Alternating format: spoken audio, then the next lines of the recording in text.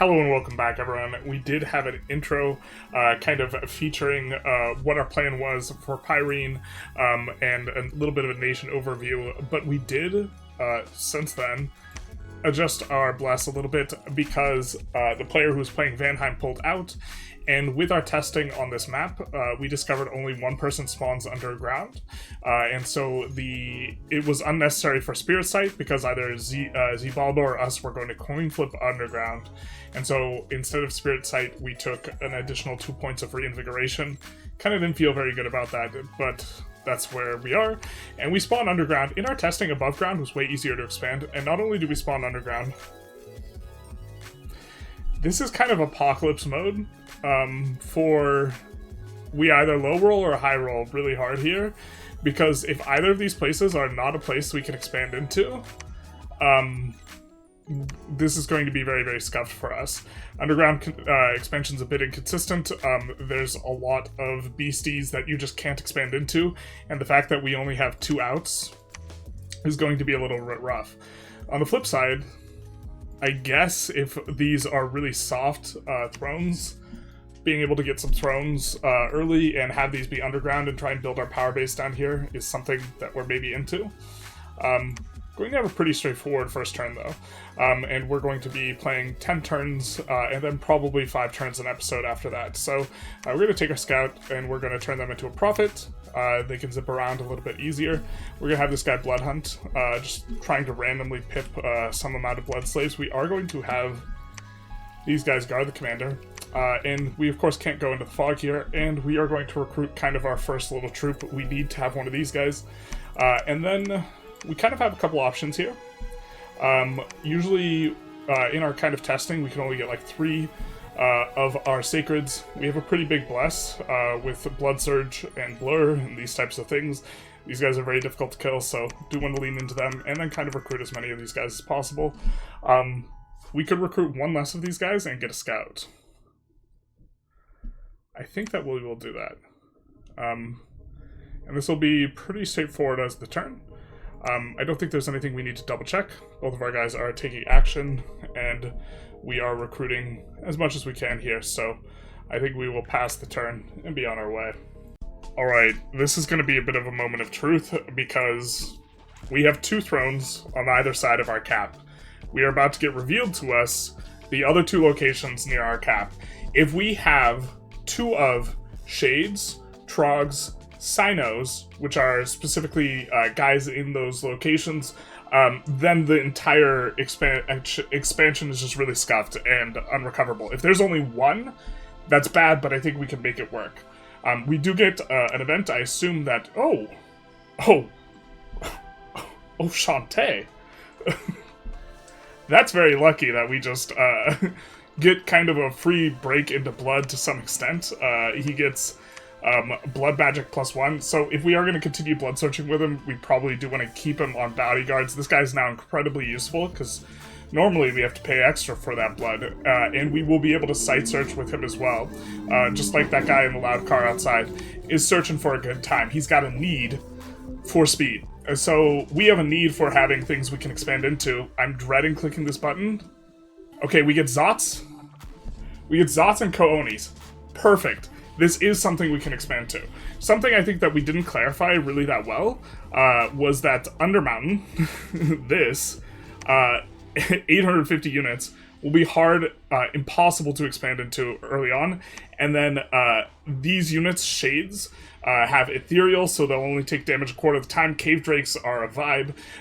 Shade Beasts and Wyverns, all very scary, and then a huge Ice Drake. So basically we can only expand in these 2 directions. Luckily, they roll pretty soft, so I think that we will have a little bit of a think about this. Because I really don't know what to make of this in terms of what we should do. Probably use them for research in the immediate future. Need to protect this guy. This is the first time I've rolled the Break Into Blood event on turn 1 just from blood searching, which is very fortuitous for us. Alright, so the bigger decision here is kind of the macro idea of we have expansion parties. We're probably going to have 2, maybe 3, depending on how things go in the first 10 turns, and which areas are most important to us, which areas do we want to emphasize. In particular, Pelea, I think, is the area we want to come up in. There's going to be 5, I think, cave entrances. There's one here, I think one here, one here, one here, one here. Pelea has the best entrance. It's just a straight up forest. We just want to gain access to a forest as easily as possible in a kind of low friction way so that we can get our recruitable mages up there. So we want to make sure that whatever we send up here, we'll be able to successfully run the gamut here. And also, when we go here, we're going to have a look at 4 different locations. And so we're going to have a lot of expansion potential, and we will have the choice between like looping down and trying to expand out that way. We'll have the choice between looping up and then around to try and get a bunch of cave provinces, depending on the texture of what we run into, which is going to be really important because underground, a bunch of stuff you just hard can't expand into. And these thrones make that a little bit nastier. I think there's a good chance that this squad is going to need to turn back.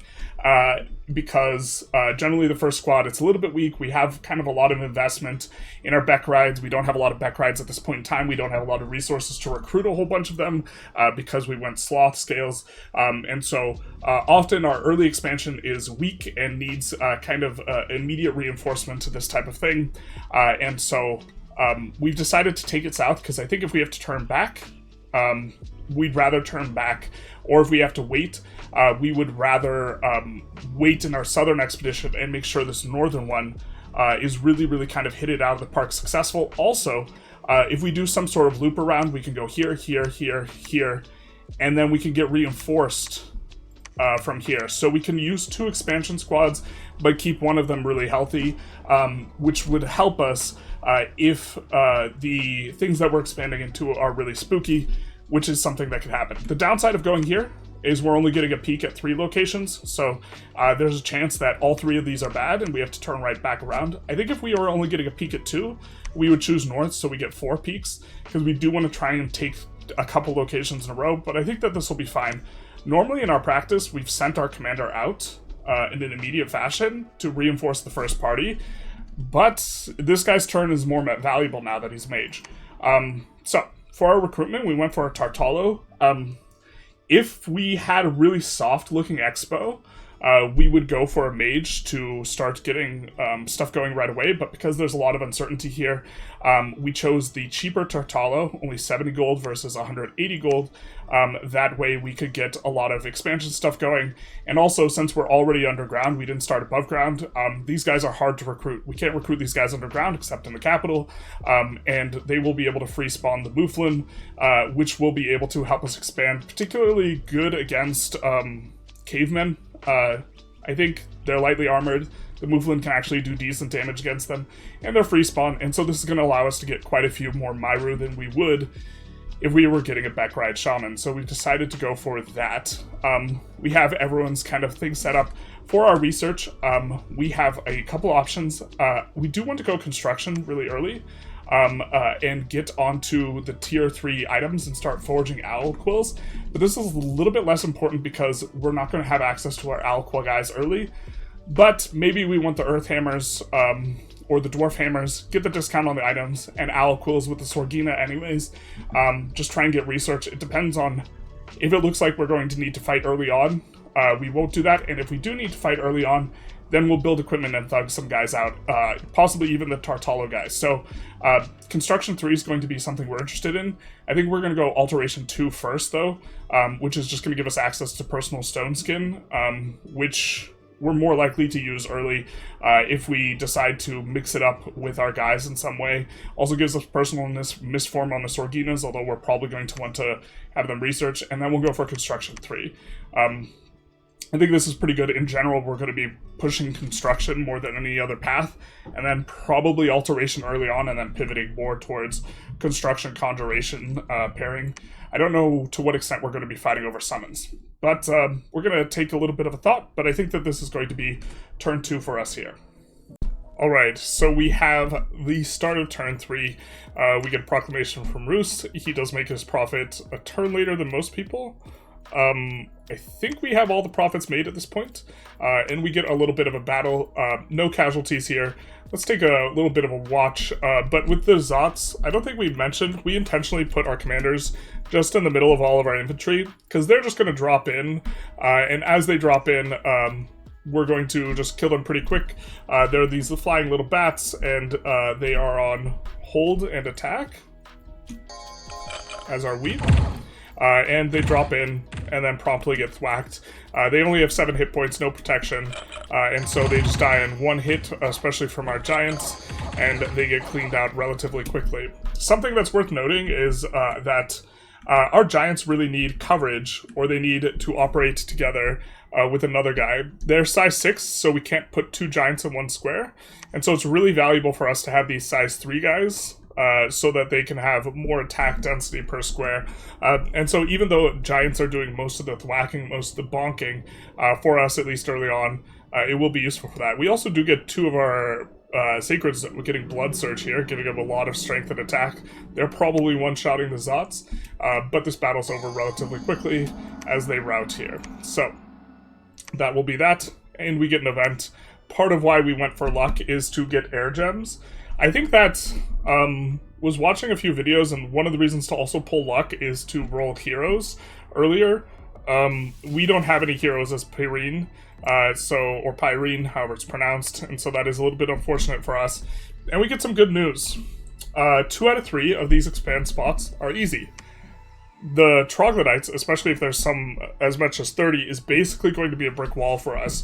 And so this kind of clarifies a little bit what we're going to be doing. We can go out in a straight line. Both the Bakenemono shows, and also the Zots are easy expands. This one's a little bit tougher, but we might be able to get this done with no casualties. And then we can come out up above. The place we come out into is another cave province. It's just on the surface, but it is a cave hills, or I forget exactly what type of cave it is, type of province, but next to it is going to be a forest. We want forests to recruit our mages, so this might be one avenue we can go. We're still interested in pushing all the way to the left, and at this point, planning ahead and thinking what your next turns are going to look like is important, especially because the time control here is a day, and so mistakes with this game, a lot of mistakes that you can make are like long-term ones. And while I'm probably going to get a little bit lost once we start getting out of the opener, I think the opener I understand a little bit. And so I think what we're going to do here is we do not need our prophet, this guy, really to be able to take out the Zots. I think we're going to go for the Zots and then these Onis. And so what we're going to do is we're going to preach with this guy and then proceed forward over here. Also, we can roll negative events if we have less than 6 defense. I think we'll wait for our spend, but we're probably not going to actually spend that much, so let's just put this up to 6 defense now. That will be fine enough for us. And then we can reinforce this army. This army is going to be a little bit on the weak side overall, these guys are going to kind of attrition out pretty easily. The giants behind are where a lot of our damage is. We only have 1 turn of giant recruitment in this force, and so we would like more. And they're especially good on the surface because these guys don't have dark vision, and so on the surface they are going to do better. And we're probably going to be heading up to the surface, either pipping yellow caves and coming back, or just going straight to the surface. So we do want to link up. What we can do is, on the subsequent turn, head into Ulm with whatever we want linking up or have linking up. So what we're going to do is we're going to take these guys, we're going to load them on up. Normally we would do it with this guy, but the Tartalo, he can ferry troops around. Now, we're going to probably want to understand how many turns it is before we go out with our second expeditionary force here in Pyrene. And we can try and do this, I think, in either 2 turns on turn 5 or 3 turns on turn 6. And this is going to affect how we want to approach recruitment. I think turn 6 is a little bit more conservative, especially because we can't have another expansion force. So, or we don't have another place next to the cap, allowing us to expand 1 location a turn with a 3rd expansion force. And so I think it'd be a little bit better to just have a more resilient secondary expansion force, especially because we don't know what's going on over here. And maybe it makes sense to recruit for 3 turns. we're going to have a little bit of a think on that. Okay, I think we're going to go for turn 5 expansion squad into the north, which means we're not going to reinforce this.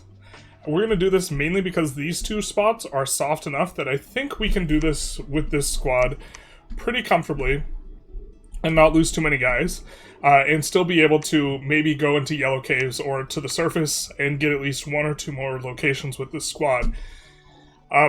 Because of that, we will save 2 Tartalo turns or 1 to 2 Tartalo turns. If we do a second squad and a third squad, they're both going through Deep Waygor, so having a Tartalo sitting in Mile Deep is not exactly what we want, because we won't be able to get his free spawn summons into the Expo. And so we would have to move the Tartalo here, then move the Tartalo back, or do this with a Researcher and lose out on 14 points of research. So, I think we're going to come in, and we're going to continue to recruit. But we want to get a good chunk of Myru warriors, I think, and utilize our resources perfectly every turn. So this turn we will get another Tartalo, so more free spawn for us. Maybe use them in the Expo, and having a Tartalo sitting in Deep Waygor just summoning Mouflins is fine, because at least 2 armies I think are going to pass through here. 1 going through and circling around, or 1 going through and circling around, or even up to 3. Coming through the Hidden Realm and coming to the surface up through here. So, if we have a Tartalo sitting here just summoning, that's not too big a deal, and this means we can use the Tartalos to help with the expansion here. Let's double check how strong Ko-Onis are. I do think they're a bit tougher than the Bakemono show in order to expand into. They are a little bit tougher.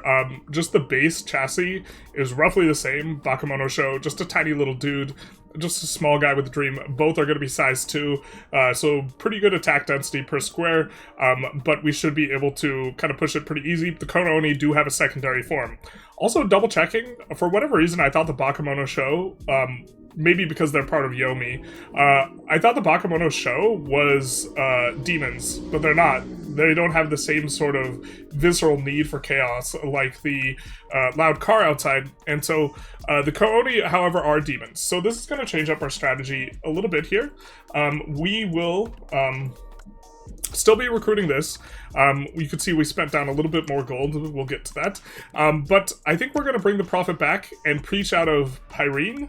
Don't want to accidentally get discovered and bopped. I'm not 100% sure if we can even get discovered over here, but in particular we want to spread our dominion more in the north, because our dominion gives us vision of stuff. It allows us to see that this location, for example, has 90 income. A big part of why we want to go a turn earlier on the Expo is to get this income a turn earlier, and so this will help us to get vision up here in the north, and our priest will help us for fighting demons as well.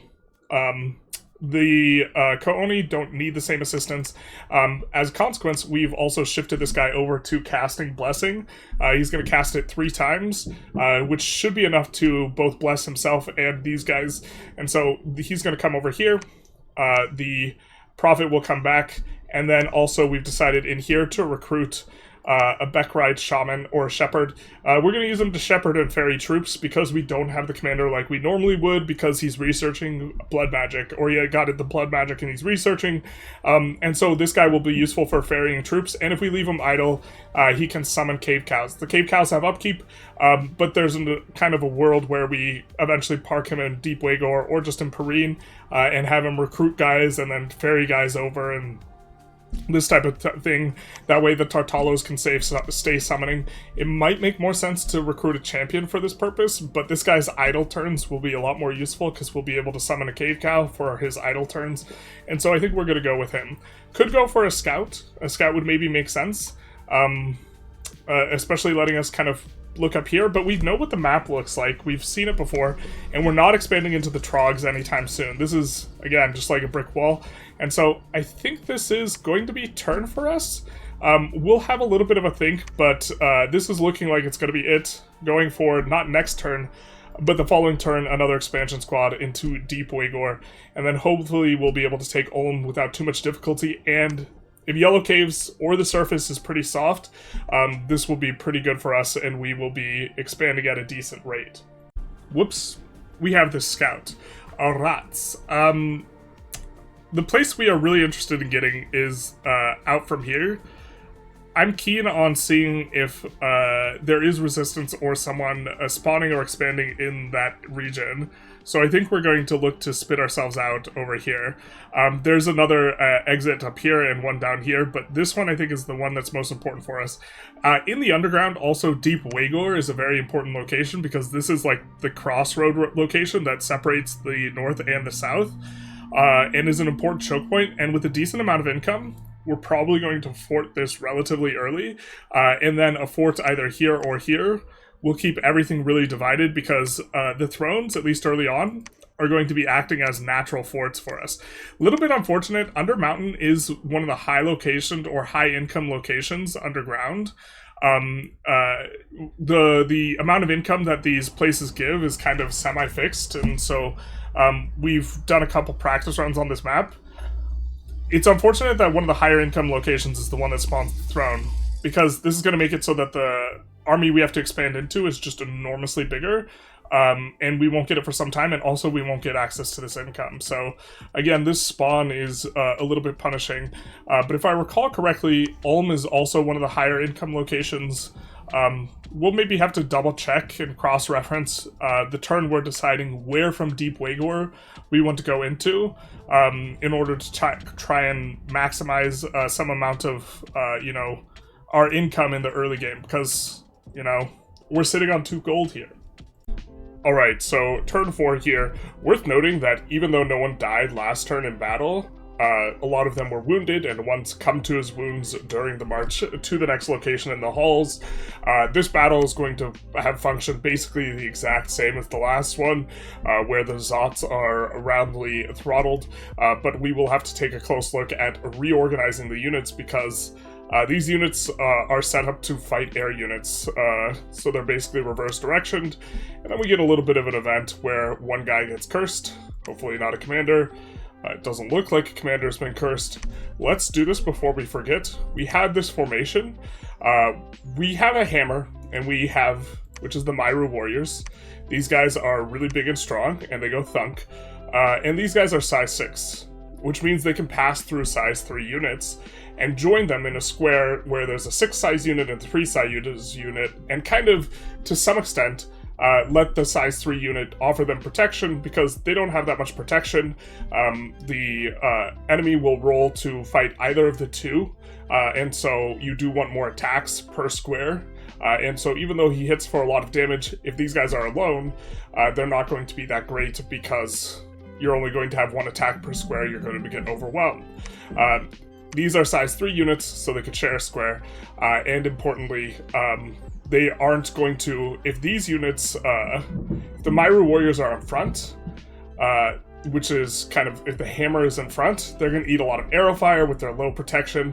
We want these guys in front to eat a lot of the damage, soak a lot of the damage, so this is what we're going to do for our setup.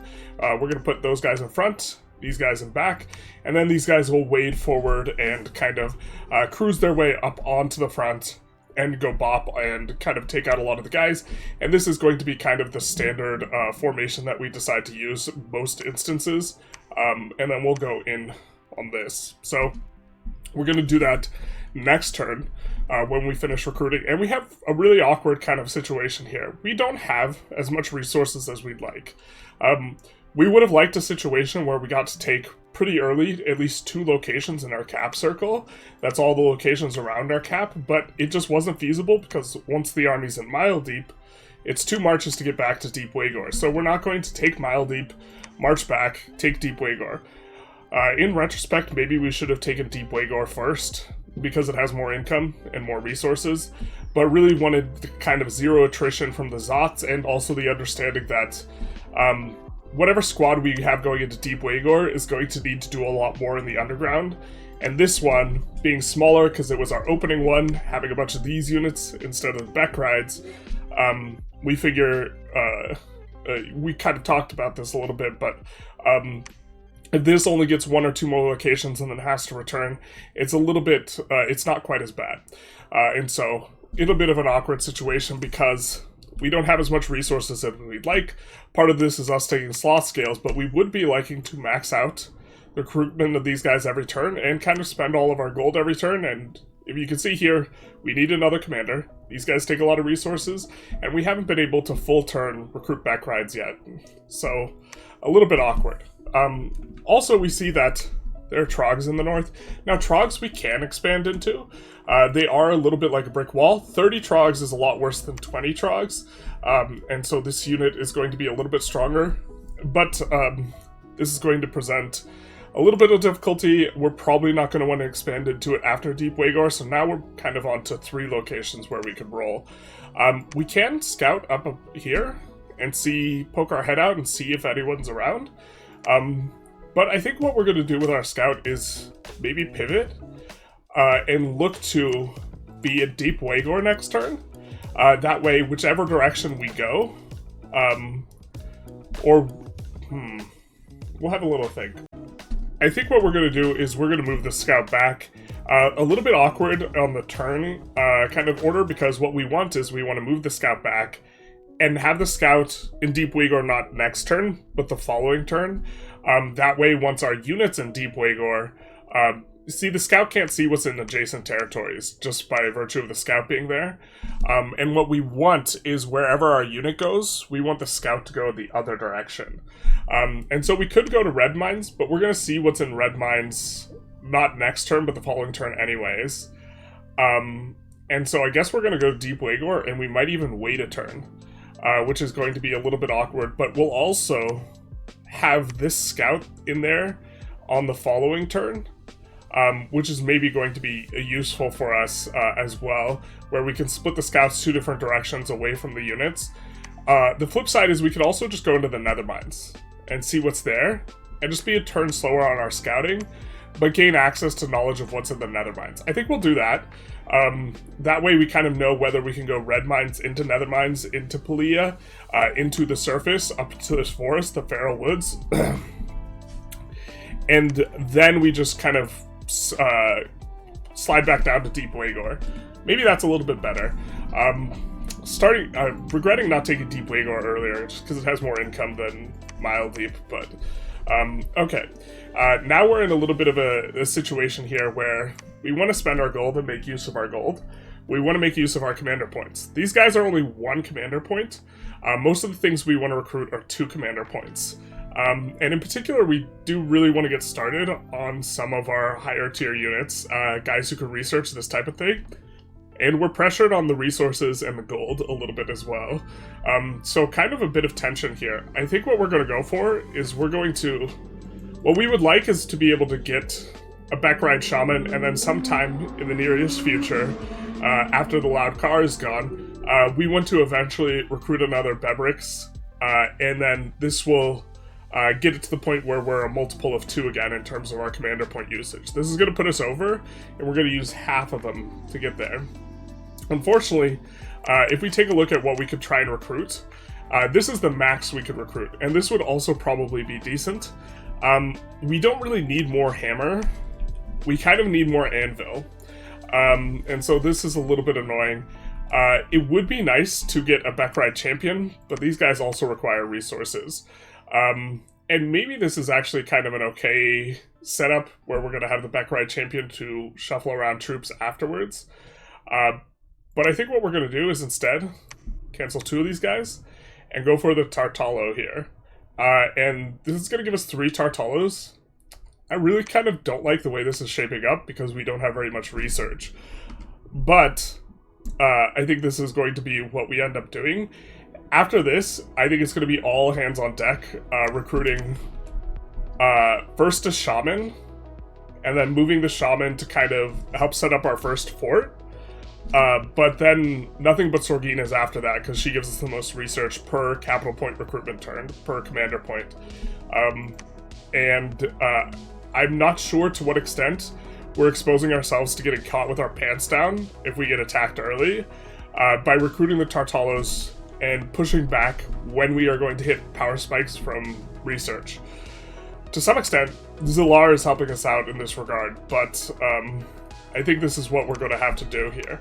We're going to have to go with a bit of a recruitment that we kind of don't like that much. Now, 20 gold left over is an important breakpoint, because this is going to allow us to go to this new location that we gathered, and we're going to be able to get up to 6 province defense, which is going to help to prevent events where we just randomly lose the province, so that's going to be nice. And then we have this guy, we'll send him to summon allies, and then that'll be another turn where we spend down to 2 gold. We will stop recruiting Myru champions after this turn for an extended period of time because their maintenance is really expensive. This is also probably why, or part of contributing to us having a little bit of issues on kind of feeling squeezed on some of the resources we've gotten, because not only was this province not really a high yield province, we've not attritioned any sort of units, which is good, but it does mean that we're having to pay their maintenance cost. But I think this is going to be a turn. We're going to take a little bit of a look around, but I'm pretty sure this is turn for us. We do have this gentleman here. We're just going to send him to preach for 1 turn. That is our prophet. He's pretty good at the preaching thing. Alright, so fairly straightforward turn. We get a battle. Let's take a look. Do get some attrition here into the Bakemonos. Was kind of expecting that. They are one of the softer kind of things, but we can see our formation. This is going to be the standard formation we're using. We've talked about it a little bit, but the size 6 guys can wade through the size 3 guys. This guy's going to get a couple blesses off before he gets through, and this is exactly what we want. These guys, these loud cars outside even, these guys can displace. You notice how these are groups of 3? Normally, the size 6 guys can displace the size 3 guys and start to share the square, and this is what we want. And we want, by the time they make contact, for this to all be kind of this exact looking thing on our front line, and then ideally we would want these guys to spread out. They often don't do too good a job of spreading out, but we would want them to spread out to the sides. But we get in here, and these guys will be the thunkers and do the big amount of damage and kill the Bakemonos in 1 hit, and the Bekrides soak damage and allow these guys to not suffer, or the Myrus to not suffer so many penalties to their defense from getting a harassment, which is based on how many times they've been attacked. Still getting harassed a little bit, but when the attacks go in on the Bekrides, they're not going to get the harassment penalties, and so we see that we do get quite a bit of attrition, but a lot of these guys are starting to get damaged and beat up anyways. And we also do not have, you can see here, this guy's blood surged, which is giving him more attack, strength, defense, reinvigoration on our bless. This guy also doesn't have very much fatigue whatsoever, because he's been blessed. 5 reinvigoration. You can see these other guys are generating a lot of fatigue. I think for every 20 fatigue, you get -1 attack, and then for every 10 fatigue, you get -1 defense. So we can see here, if there is a penalty, looks like we don't see a penalty there. And then do we see a penalty here for fatigue? Maybe it's just on the roll when the rolls happen. It doesn't go straight to their stats themselves. But okay, these guys have routed, and that's fairly straightforward. We do get to take the province, and then we took a quick look at this before we started recording, and we get some bad news. These are Sinos. They're very difficult to expand into. They go berserk, so they don't run away. Usually when we're expanding, the running away is the primary way we get rid of most of the enemies, and so these guys go berserk. It's not going to be a thing. It's also a huge stack, which implies that there's a decent amount of gold income under there. We get some good news because the income is here, is a little over 100, and a little bit of good news because the pale ones are the softest thing to expand into, just the absolute softest, slightly softer than Zots, I think. Zots, if you're not careful, if you don't script carefully, they could just drop on your commanders, but we're kind of set up in a way that they're not going to. I think this is more than enough to get into the pale ones, and then probably just turn back, and maybe look to get the troglodytes after getting reinforced from Pyrene. So we're going to take these guys, and we're just going to expand into Yellow Caves. Our current script is good enough for this, just a few blessings and then some stellar decrees, and the same idea.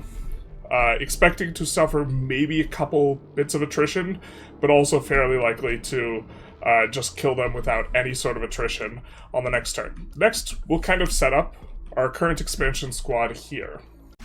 Alright, so slightly deviating from the original plan here, we were planning on having the Tartalo lead some of the Mouflin. Instead, we'll take a little bit of a risk here. What happens when we assign the Mouflin is we're going to get -1 morale on our other guys in here, but I think that we can stomach the morale penalty on our Myru and the Beckrides, and just look to save ourselves a Tartalo turn. We have also, you may have noticed, normally our commanders start out kind of in the center. It's a little bit more convenient to leave them there. We have moved up the Bebrix Guard and the Myru Warrior relative to our other squad. The reason is the Great Mouflin have a lot of combat speed. You can see here 21 combat speed, and the reason we need to stagger the Myru a little bit behind is because they have 16 combat speed, which is faster than the combat speed here. Eventually, kind of in the long term, we'll probably put the Mouflins in the flank. They're undisciplined, so we can't control what they do, but they often like to kind of just attack the closest thing, and they get a little bit of a wraparound if you put them on the flanks, but we're just going to have them in the back and hope that they kind of curve around the line at the same time the line is crashing into the enemy. These still kind of figuring out exactly how far back we have to place the Mouflin for this to work, but it is further back than just like kind of the standard with our commanders in the middle here. For our commanders, we're just going to spam Stellar Decree with our priest here, because we do not need to use him to bless. He is important for leading the troops, because he gives inspirational too. Unfortunately, he doesn't give us access to formation, so in the long term, we will need a different sort of commander. But then, with our Prophet, we will be able to go Divine Blessing, and then smite demons, and then just do spells. We'll set this guy to cast spells as well, but the main idea, or this was the main idea behind having this guy available, is the Kooni are demons, and so this is why we zipped this Prophet back, so that he could help us decrease attrition here. We also get a little bit of news from our scout up here, that this is something we could expand into. So if Red Mines is soft, we could even consider from Deep Waygor going into Red Mines, Nether Mines, Pelea, with a little bit of reinforcement, maybe, because this is a Trogs location, or province, and curve around here, which means we would need another squad to maybe curve around here, and we could come back here. So this is maybe what this squad is going to do. We're going to have two options. We're going to be able to come back here into Trogs. So this is also an important note. Kind of what we want to avoid is we have a bunch of units here. They're going to spend at least 2 turns not expanding into anything. And so the dead ends and the kind of ways we're having to curve around are slowing us down quite a bit. But we could go back to Mile Deep into Shem, or we could even curve back through Pyrene and come to Deep Waygor and then go through here, burning 4 turns of kind of these units not doing anything. But as they attrition out more, this is effectively not as bad a thing for us. And so this is kind of what we're looking at, is trying to think ahead of what's going on. Now, if we get some... We don't know what's in Red Mines, Silver World, or the Hidden Realm, so there's a lot of question marks. In particular, we're probably going to recruit a scout and send the scout into... We actually have a little bit of an issue here, is if Red Mines is bad, we could go to Silver World, where we will get 2 looks, and this is probably what we'll look to do. But if Red Mines is something that's really bad, this will make the decision a lot harder for us. If it's soft, I think we're going to go there. What we will do is probably in Deep Waygor, recruit 1 to 2 scouts, so that we can see what's in Hidden Realm and Nether and Silver World and beyond. But I think that just peeling this guy back, we don't necessarily need to see who's in Feral Woods or near Feral Woods extremely soon, I don't think. But it would be worthwhile for us to know what's in Gehenmon, or however this is pronounced, because this could change how we decide to expand a little bit. We'll have a little bit of a think on where we're supposed to get vision here, but I do wish we had another scout. Unfortunately, we don't. It's maybe worth noting that our Dominion scrying has kind of shown that we have 30 income on Hidden Realms and 47 on here, so it's maybe not the biggest priority for us to take Hidden Realms and Nether. Also, the Deep Waygor is going to act as a choke point for all of these in case someone else gets underground with us. Really hoping that that doesn't happen and we can kind of take most of the expo here, but okay. We're going to have this guy here, and we could send him back here to pick up troops immediately, but the soonest I think we're reinforcing anything and that we would need the commander for back in Mile Deep, where he goes from Pyrene to Mile Deep, is going to be, we have 1 turn here, 2 turns, 3 turns away. So right now, we could just let him summon allies for 1 turn, and get the Cave Cow right away. But actually, we'll have to pay the maintenance on that Cave Cow for that turn, so it might be better for us to go here, and then summon a Cave Cow, and then, that's 1 turn, 2 turns, and then 3 turns he's back in Mile Deep, and 3 turns this army's back here, and we can take a little bit of a go at the Trogs. Our recruitment feels very awkward. We're falling behind a little bit in terms of what we can research, and I think what we want is that I think that we're not going to finish this Tartalo, as painful as this is, and partially because I think this is coming back around, and I think we're reinforcing this squad, rather than trying to reinforce this squad as it's out and about. We could, by the way, as this kind of walks back through territory, we could set it up with a bunch of troops, like a bunch of Beck rides, and look to use those against the Trogs. Unfortunately, the thing that's going to be good for us against the Trogs is going to be Myru Warriors. And so, if we're not going to be recruiting a Beck ride commander anytime soon, which I think might be the case, then this means that we're floating 1 expense on the command point for an extended period of time, which I don't think is optimal, because this means we're slowing down our research. We could get this guy not next turn, but the following turn, or we could get him next turn if we cancel the Tartalo. So if we're not going to be... I wish we had more information on Hidden Realm and Silver World at this point, because this would affect whether or not... If everything is soft, then we would want another expansion squad. But I think that what it's looking like right now is we might be doing Deep Wagor, circling around to Pelea, and then wanting to reinforce when we hit Pelea, because we know this is a big Trogs province. And we might be doing something where we're reinforcing here, and if we're doing that, we're not getting a new squad anytime soon. So this means we're stalling a lot of our research points. Still reflecting on whether or not we should do this, but I'm thinking that we cancel and just recruit up a Backride Shaman, and the Shaman is going to give us 7 research points. Also would give us 7 research points as a Myru champion, who I think that we want a couple of, because if we get into an early war, these guys are going to be more useful with a couple pieces of equipment than the Shaman is, but these guys are 88 gold of upkeep, and these guys are 74 gold of upkeep, so on a per research basis, these guys are cheaper on the upkeep. Alright, so I think this is how we want to do our spend instead. We refunded the Tartalo, so we got our 70 gold back. No harm, no foul, kind of. To the extent that this squad could have been a little bit stronger with some of the money we had last turn. Maybe this was a mistake, but we also acquired new information. So I'm pretty okay with our decision where we think that we're probably going to end up reinforcing 1 to 2 squads. If this squad has to expand into Trogs, and then this squad has to expand into Trogs, both are going to need, I think, a little bit more. So, went for a Sorgina instead. Per recruitment turn, much more efficient for the research. And I think that research is probably what we want to be a little bit more defensive, so that we can have access to Alteration 2 and Construction 5 if we get attacked. And this is... Or sorry, not Construction 5, Construction 3.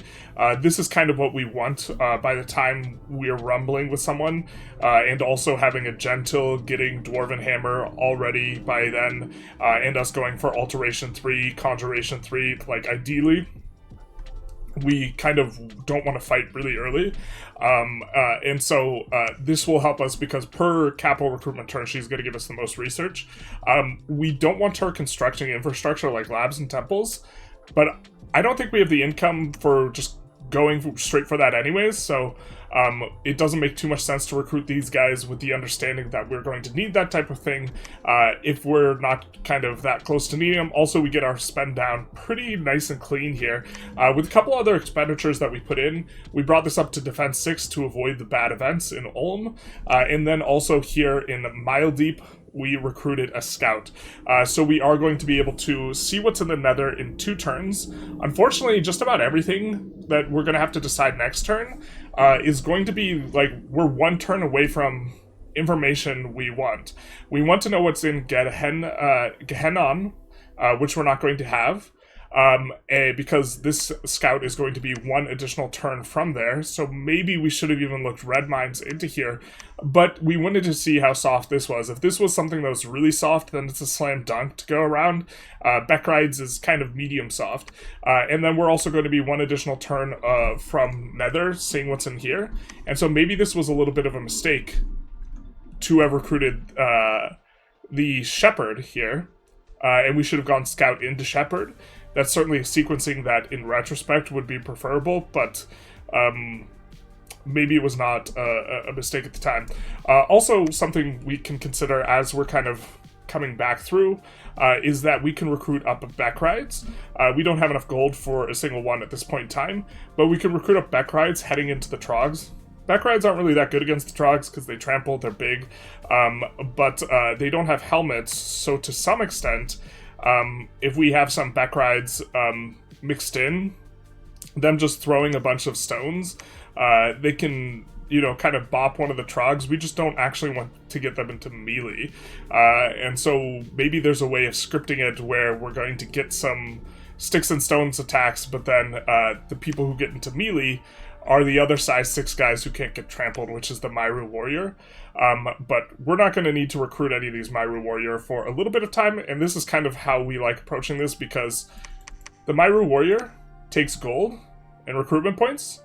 If we have the gold, we already have a ton of recruitment points, so we only want to recruit these guys the turn before they're needed in order to avoid maintenance as much as possible. So this is what we're going to go for. These guys take holy points to recruit, and so we do want to recruit them every turn. We've put on repeat recruitment for that. I don't know if we'll need repeat recruitment on the Sorgina. I imagine next turn it might make more sense for this. Also, as we approach 1,000 gold, we maybe want to think about buying a loud car outside. Those are generally pretty expensive, but also expensive are the forts. And forts can increase our income, and per Pyrene's bonuses, we get an additional 25% income in cave forts. So places that have like this amount of income, like 100, I think it's like 8% or 8% increase for a regular fort, and then we get an additional 25%, so it'll give us an additional like 30 income if we build a fort here. That's kind of what a lot of these provinces are worth in terms of income for us. You know, kind of on average, probably a little bit more. And so even if we get fewer provinces, if we spend some of our gold on getting forts, this will be useful. And also having forts on these gateways will also be useful. And so this is an idea as we get more gold, which would be a reason to recruit shamans as well. Also, these guys are giving us 7 research for 185 gold, and you know, maintenance is 74. And then the Sorgina, it's going to be kind of a similar cost. She's a little bit more than double, but she's giving a little bit more than double research, like 2.5 times research and kind of 2.5 times cost-ish. So, but the big idea, or one of the big ideas here, is can only recruit Sorginas in the capital. We can recruit these guys at anywhere once we get going, but we're going to need one, or want one, to get our first fort going, because we want to use their turns, which are not worth as much research, building the labs and temples. But I think that's our turn here. So, kind of feeling okay-ish about this, despite as apocalyptically bad as the Double Thrones thing is. I think that we're managing it kind of okay, and then also, at least this expansion route here has been pretty soft, and we haven't actually attritioned that much. Which is going to leave us in a good shape for going after the Trogs, which unfortunately we low roll Trogs in a couple spots. As far as the gateways leading to the surface, we have Feral Woods here. We have, what is it? This one here, which is from, I believe, the bottom location. I believe this location goes there. The Nether goes to... Oh no, wait. The Nether goes to Abyss, I think. So that's this cut here. Yeah, the Nether does go to the Abyss. This one, Shem, is actually getting spit out on a little island here. And then there's one last cave location. This is for the top right for us. which I'm not that keen on trying to have this wide open area. But in terms of how we're looking at it, because we care about forests and we care about hills and highlands, this would be nice for us to have a fort on and control the forest if we can play nice with one of the underground nations, underwater nations. There's 2 of them. If we can convince them that, hey, this is all we want and we just want peace in our time, because we don't have a way to fight them and they have a way to fight us, and so there's like, it would not be helpful for us to have a situation where we're fighting them, but there's one place we can get our forest. The sinos are difficult to expand into, but this is 2 forests we could acquire, and also 2 choke points we could occupy, or choose not to occupy, depending on what's going on. I think in general we want to try and get 20 to 25 locations, and then try and diplo a little bit defensively and see how other people are fighting. We could come out of the abyss and go for this forest. There's usually someone kind of in this circle in terms of spawns. Spawns in this circle are very, very common. Spawning like here kind of happens sometimes. No one will ever want to give up their cap circle. So if there's a cap here, these forests are going to be taboo, verboten, for most people.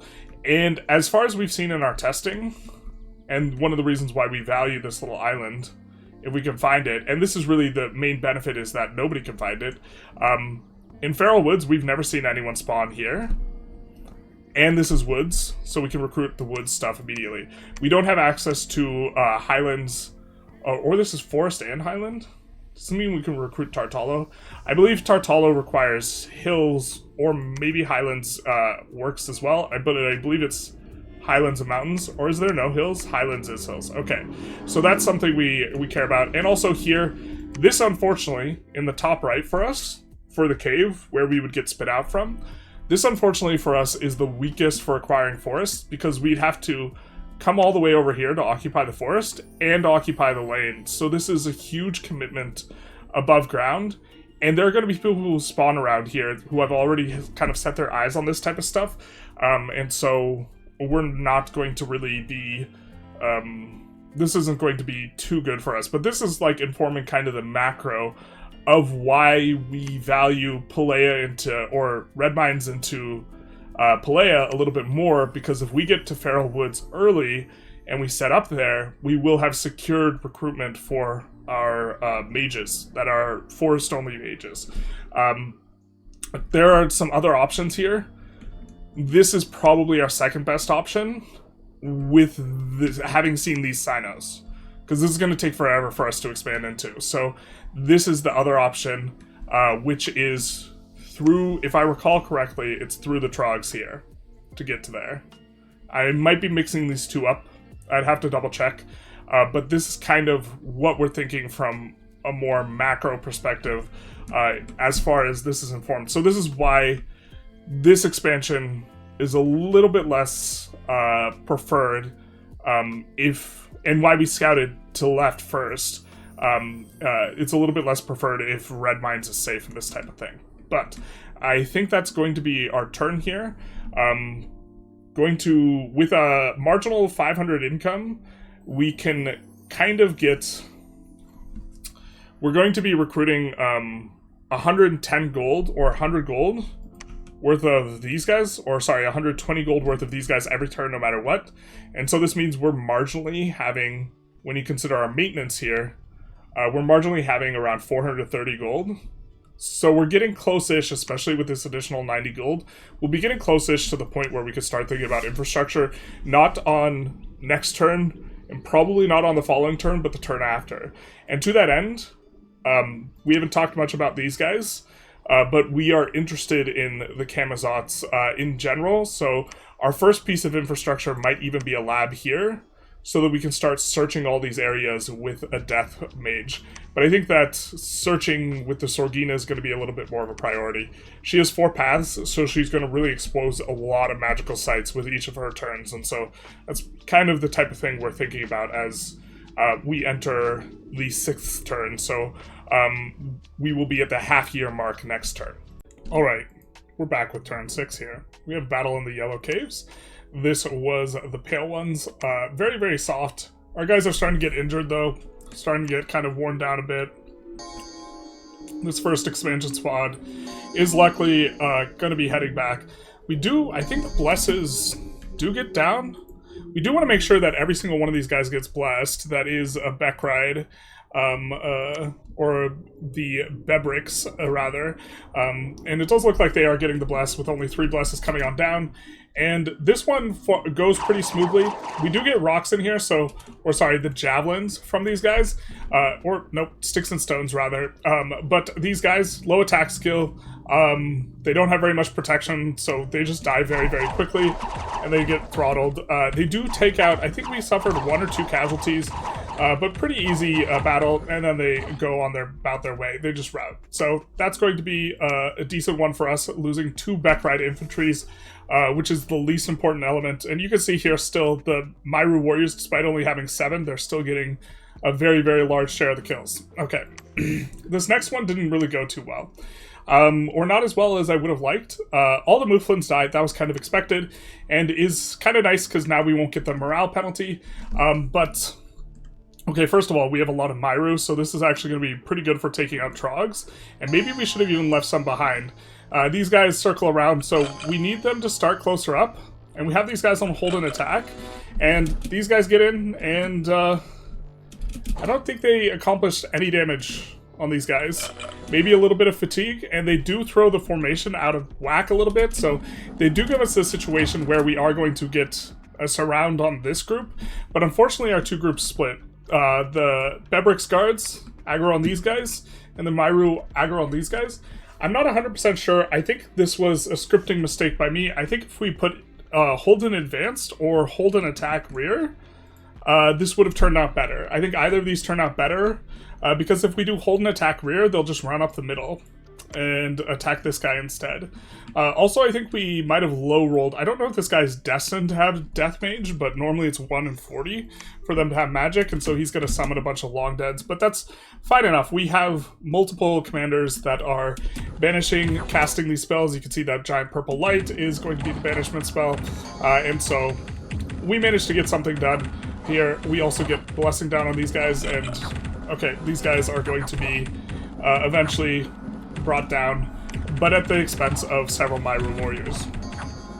And they retreat, and that guy, what a raid boss, took forever, just getting clubbed down. But these guys will suffer a lot more of a harassment penalty, which lowers their defense, puts them in bad shape. Also, is that the one guy who got cursed? Alright, I guess that is. Shout out to him. So, battles could have gone a little bit better. I think maybe if we scripted that, we lose a little bit less. And we kind of get a little bit of a news update, which is not ideal, that we have Trogs right there. Now, to be fair, the Myru Warrior, the Trogs are size 6, and the Myru Warriors are size 6, and so they can't actually trample us, and so this is their main benefit. And so we have 2 options here in regards to the expansion going up into the north. These guys will just bring back comfortably, but we have 2 options here. 1, long deads and ghouls are super soft. We can expand into this. 2, we can expand into the Trogs, and then expand into here. And I remember this was like 60 or 80 or something like this. Beckride troops.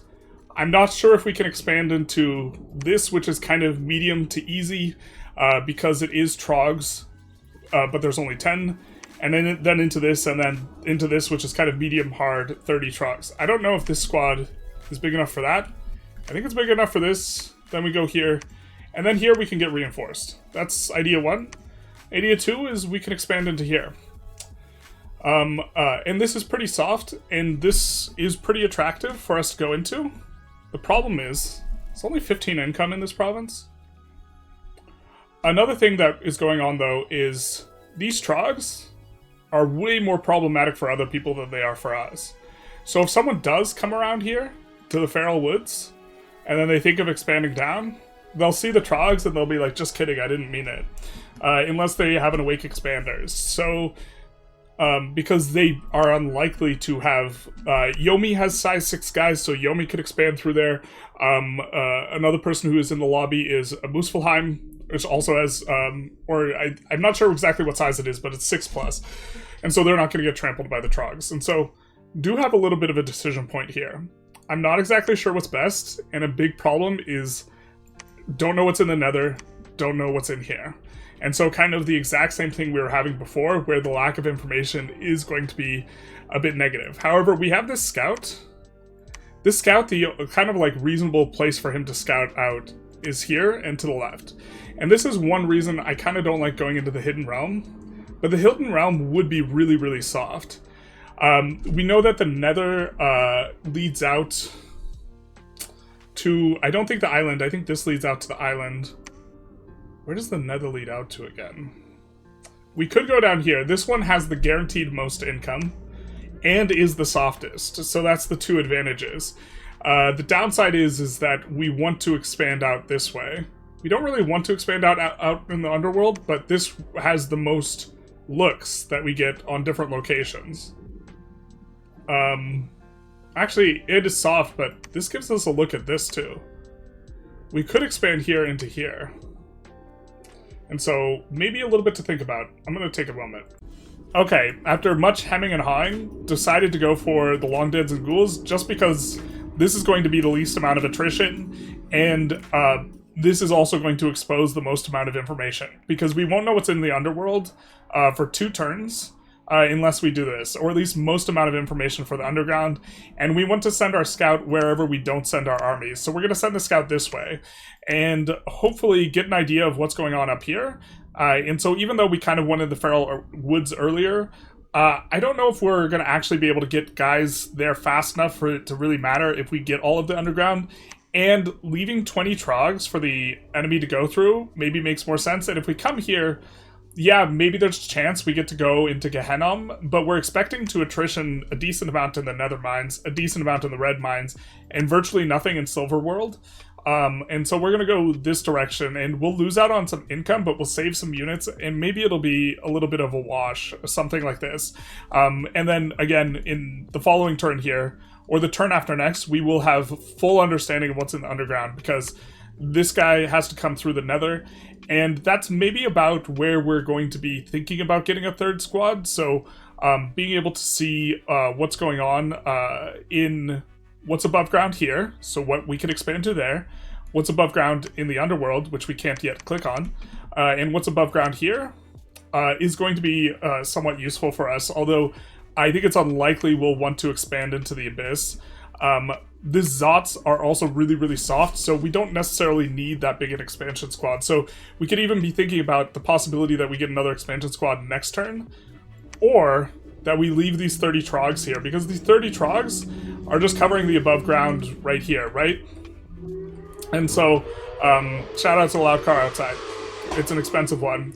Almost as expensive as these Sorginas. They are really costing us quite a bit, and I think we're going to go for another Sorgina and another repeated recruitment on these guys. But this is going to help us get the most amount of research possible. Our other option is we could go for a Gentil. And a Gentil is kind of an interesting idea because from a cap term perspective, this is giving us the most efficiency because this is a cap-only mage, while not costing us, or it's giving us the most. He's 250 gold a turn, basically, and the Sorgina is 430 gold a turn because she recruits in 1 turn.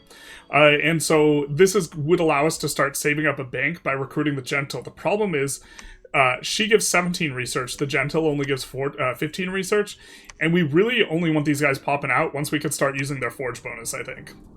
So, or if we absolutely positively needed them for the resource bonus, but we don't. So we're going to go with the Sorgina here. We're going to hold on to our 80 gold. We did already go defense 6 in both the 2 places we took, so helping to stave off bad events there. But we are going to hold on our remaining gold and also be reflecting on how much bank we are earning a turn. If we have, in terms of what we have on maintenance, our maintenance costs around 675, or what we're earning net income is 675 right now.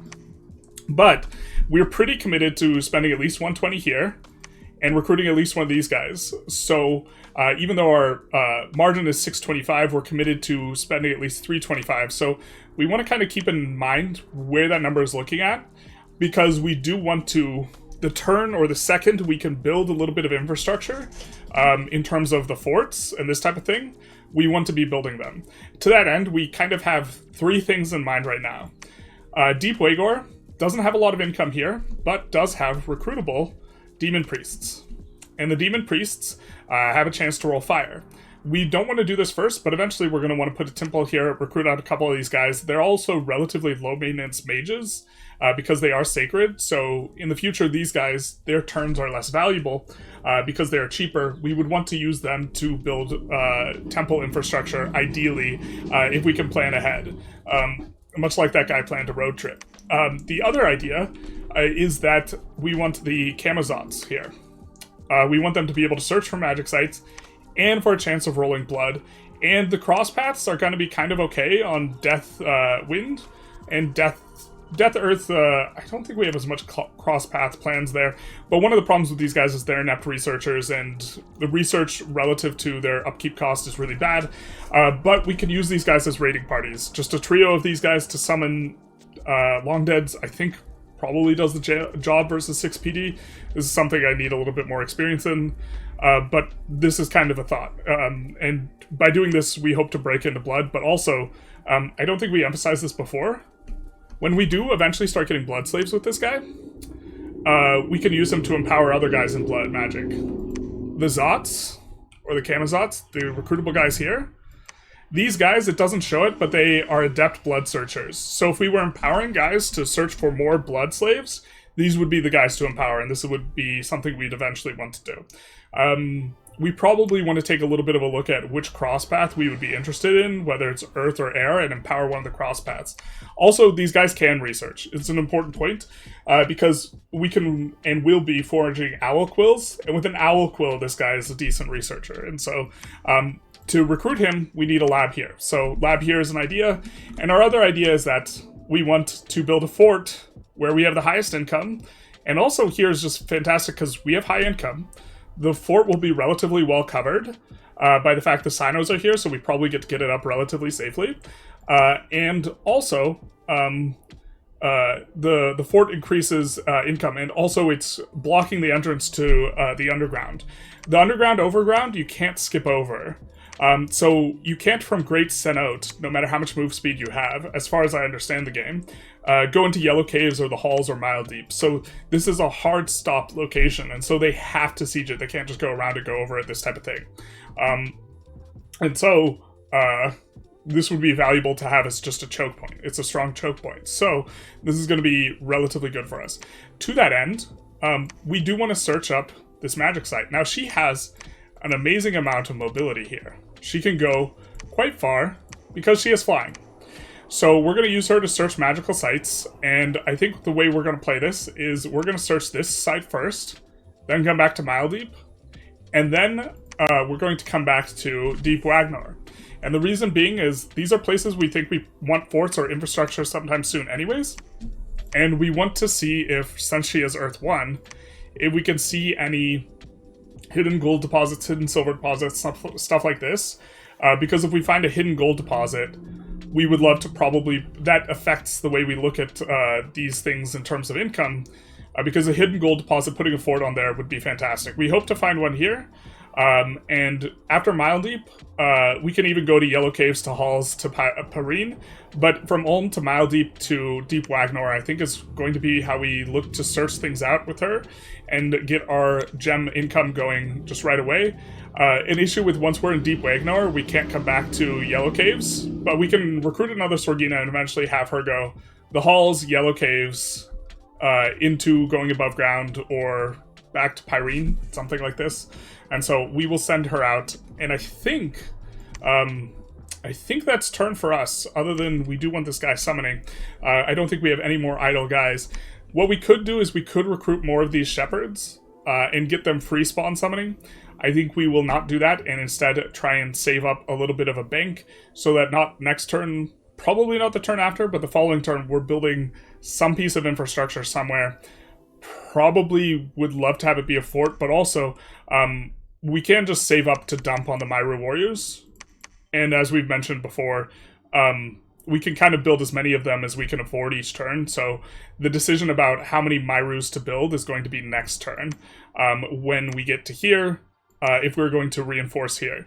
But we could also just have these trogs act as a buffer as well, and bring our troop all the way back and go to Hidden Realms. And maybe that's the way to have the kind of most secured underground spot. If both these spots look really soft, we can go bink, bink, build a fort here, the Sinos defend here, we bring another army around here, we build a fort, and to some extent the Trogs defend here, but maybe we get a third expansion squad, and starting to kind of cover an ideal where we get all of the underground, which is what we are hoping for, except of course these thrones. With all of the underground, we will be at, I think there's 19 locations down here, so 3, 6, 9, damn, she's fine, 10, 11, 12, 13, 14, 15, 16, 17. So 17. The map number of provinces per player is 22. So with all of these, we will still have a relatively small economy, but we will have a lot of defense, and we will have a lot of flexibility where we can kind of pop up in 5 different locations, and from there, probably try and diplo, see who we can fight in a way that makes sense, or see if anyone tries to bring it to us, because both Yomi and Jabalba both can function underground and make pretty good use of the underground stuff, so if someone decides to attack us, it would be nice if we controlled all of this and just had one front. And if that front is a fort, like right here, it will be very hard for them to raid into us, and we can maybe get something going raiding into them by just popping out in a different location and then flying on over. Or that's the hope, but I think this is the turn. Alright, so we get another event in Deep Waygor. We had one last turn. I don't think we showed it, but it was just a minus or plus unrest event. So combined, this is going to start really decreasing the amount of tax we're getting from that location, but it's not that high anyways, so not that big a deal. And we get a battle in Deep Waygor, only losing 2 units against the Ghouls and Mountain Kings. Very soft expansion spots, and our expansion is looking increasingly polarized. Most of the kills go to our Prophet. This is one of the reasons why we were kind of happy to do this while our Prophet was around, was that the High Holy is going to give him quite a bit of kills. He's just going to bless the squad, and then they will have a little bit of go at each other, and he will be able to just kind of summon down the undead killy stuff in Stellar Decree, which we had scripted, and this looks like it goes pretty well. Myru getting there a little bit early, but kind of exactly what we want. Sharing of the box of the Myru and the Beck rides, and okay, these guys fall pretty quickly. They do a little bit of damage. Curious. Blood Surge is active. I didn't think we were supposed to get Blood Surge against undead.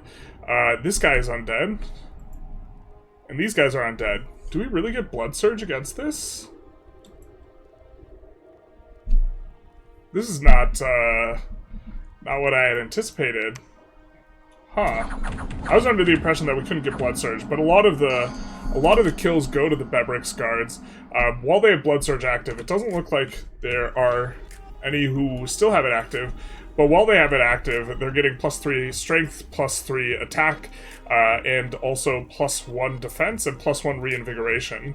So they get up to reinvigoration 5. So that's why they don't have very much fatigue. And the lack of fatigue means that I believe for every 10 points it's -1 defense, and for every 20 points it's -1 attack. So they just have more raw stats. And the reinvigoration makes it so that if they get in there, they get to kind of get more stuff done. And so really these guys don't attrition out very much. Pretty pleased to have them. The experience also gives +1 attack, defense, morale, etc. This type of stuff. But okay, that works out pretty well for us. And we get, because I looked ahead, we get a bit of bad news. Now we're starting to feel really trapped, because there are Shades and Shade Beasts here. So this is the hardest thing that's not one of these thrones for us to expand into. We are not going to be doing it anytime soon. So now we're trapped at an entrance here. And the surface is way easier to expo into. We're semi-trapped here. And we took a look at a practice game a little bit. because we had this idea that we were going to be recruiting out of here, out of Pyrene this turn, and then meeting up in Mile Deep and coming out through Shem. This is rolling between 20 and 30 trogs, and while we could kill those trogs with a full recruitment plus this, if we do kill it, it's going to be a ton of attrition, and we could also fail to kill it, I think. And because of that, I think we can't go after Shem. But not only that, we also need to reinforce in red mines as this loops around to the left, because we can't go out to the right anymore. That's just done. And so we are in a bad spot where we're going to have to go out through some trogs. We're going to kind of go out through our most preferred spot into Feral Woods if we can. And it looks like we're just not going to be able to expand into 1, 2, 3 of these locations. Also took a little bit of look at the map on Steam. The map actually has, I thought it was 22 locations per player, so roughly 19 locations per player. And then if you exclude all of the thrones, 18 locations per player. So if we're able to kind of make it out of expansion with 15, 16 locations, this would be ideal. There's 17 locations underground. It's not looking very good on that front. It's looking like we're kind of going to be trapped and maybe get, optimistically, 13 or 14 locations. And a big part of this is that these thrones are not only places that we're not going to take, places that we're not going to take in our cap circle, but it's denying us a lot of flexibility. Like, turn 1, we went out into Mile Deep. If we could go out into Mile Deep and then reinforce into Shem and then curve around here, we could get every turn an expansion squad is taking a location type of thing. And we could also reinforce and support when there are 2 locations next to each other. And so this means that our squads won't get weakened. If we could have gotten to the surface expansion is much easier. We basically can't get to the surface, and now we're needing to spend from Yellow Caves. If, like, Undermountain, for example, was also blank, we would be able to expand into Undermountain, support, come back to Pyrene. That's 1 wasted turn, 2 wasted turns, and then we're in on Hidden Realm. Or even if this is not here, we just get to expand into here. Instead, we're going to be taking 1, 2, 3, 4 wasted turns with an expansion squad. This does mean that I think that we won't be getting another commander, and we won't getting another expo squad for quite some time, or maybe at all, depending on how things go. But instead, we need this one to be successful into here. And this is now, we'll call an ambulance, but for this run, this is looking pretty bad for us, just generally. So, what we've done here is we have reversed their formation because the Zots are going to drop into the rear, and condensed it quite a bit because they'll drop in basically at the same time we start advancing, and so that should give us a good chance. What we've done with the Zots before, getting our kind of third round of Zot expanding into the Zots, these guys will just come back and they will curve out and go to Deep Wagor into Hidden Realms. We will get information here on what type of support we're going to need to be able to expand out to here. But I really don't like what the Abyss location looks like. Although in theory we could get access to a forest up here. And so what we're going to be doing is we're going to be splitting the squads out in Deep Wagor and coming back for this and this later. We did get kind of a little bit of luck. Overall, just emphasis, I think that our luck has been kind of bad in the Expo, but we got good luck with our Sorgina recruitment. I think we go 1 more Sorgina. We're not going to be recruiting a Bebrix, and then we start recruiting 1 to 2 Beckride Shamans. These are going to be most efficient per research speed, and we get really lucky with our roll with her. There's a 1 in 40 chance that she rolls Air 4. To be fair, there's a 3 in 40 chance she rolls one of these other magic paths, but the best thing she can roll is Air 4. So we do have an Air 4 mage. She'll be able to make the Air Booster helmets, which will give her up to Air 5, so that's really nice. And also, gives her 2 more research ability per extra magical path, so extra magical path is going to mean more research. That brings us up from 7 research a month to 26 research a month, and so that's going to help us to kind of bring stuff up. She can also discover slightly better magical sites, but 3 is enough for almost all of them. So we were thinking of maybe sending her out to search, but instead we'll just make the responsibility of this one to search. We're going to be searching for Ulm, and we are really, really hoping we bing something lucky with regards to hidden gold deposits, this type of thing. We're not seeing any in any of the places we've expanded into. You can just find some once you kind of finish your expansion, and so also hoping we roll somewhat decently in terms of how much value is here, but with 20 Zots, generally how many units are there is a good informer of what the underlying economy is. Like this place probably has more income than this, and because it has more trogs to go into. So far, most of the places we've taken have been soft, but they've been soft low with low income amount. This is kind of the only exception, is this 107 is particularly good, and the reason that the Yellow Caves is making a lot is because we found a copper deposit. And so 30 of the gold is coming from the copper deposit rather than kind of the underlying eco. And that's what we're looking for, is hidden gold deposits. We're just going to go for another turn of recruitment here. If we didn't get the Sorgina, this is kind of our other option. We could just go for this. This means that next turn, we are accelerating the timing upon which we would be able to build a fort, and or making it so next turn we could build more Myru warriors. But with the Sorgina, we're getting a lot more research. This might be the last Sorgina we recruit for an extended period of time. And so just getting her in first for the research to try and make it so we're hitting construction 3 and starting to build items before we get into our first conflict is going to be useful. We are going to hit alteration 2 with the Sorgina. We will be getting about 40 research a month. We'll hit alteration 2 not next turn, on turn 7, but on turn 8. And then we will be... turn 9, we hit construction 1. And so we can construct some items. And then we will need maybe another 2 to 3 turns. So 11 to 12 for construction 3. And so or construction 2. But we're going to get Beckride Shaman, so turn 11, maybe we hit construction 2. And then turn 13, hitting construction 3. And so on turn 3, we want to be finishing a Gentil right when we're getting construction 3. And so hopefully we don't have to fight anyone before then. It's not looking very likely, because they're going to have to go through Trogs, Shades, or Sinos to get to us. So the bad roll part stuff is also like a little bit defensive, and so that is at least fortunate in some sort of sense. We've also moved our scouts towards the last bits of information we don't have, really hoping that no one's in Feral Woods, and that, like, the best case scenario is that we get to the Nether, with a decent sized squad, and we maybe go for the Abyss. What terrain is the Abyss? It's a crystal cave, so the Abyss is probably actually worth a decent amount. Crystal Cave, or Crystal Cave's good for rolling locations, so there's a decent chance that there's gold there. I think best case scenario, we get a little bit of a clump here.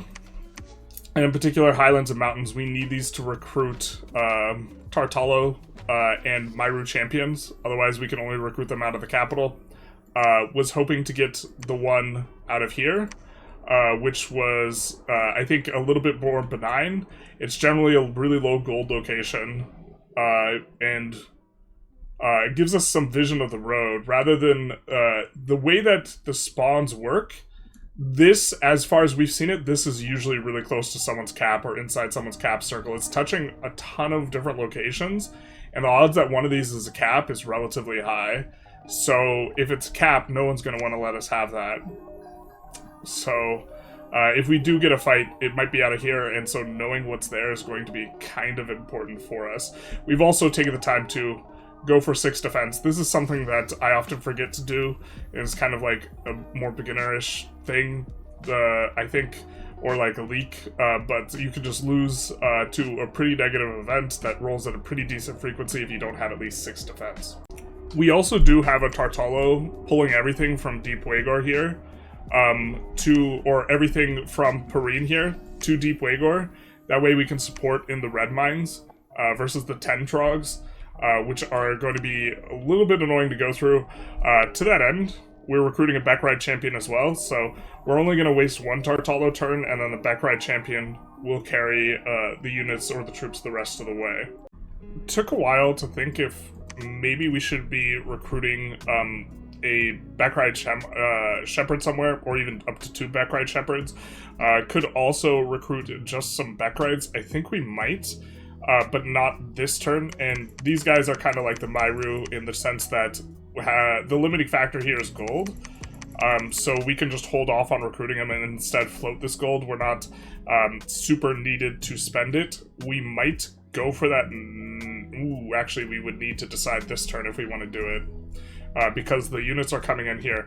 They're not going to really help that much with the trogs, although throw rocks is kind of okay, in the sense that these sticks and stones, the trogs don't have helmets, so they could actually kind of get a little bit done.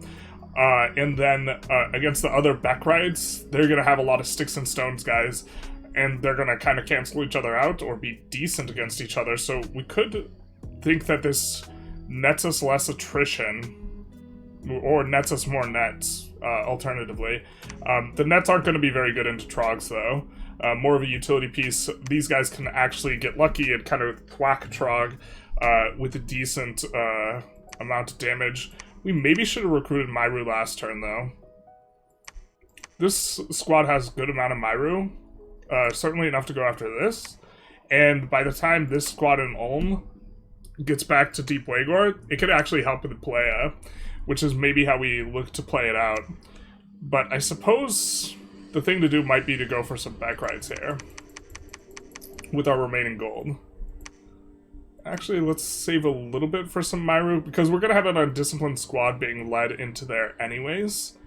And this will give us some more rocks.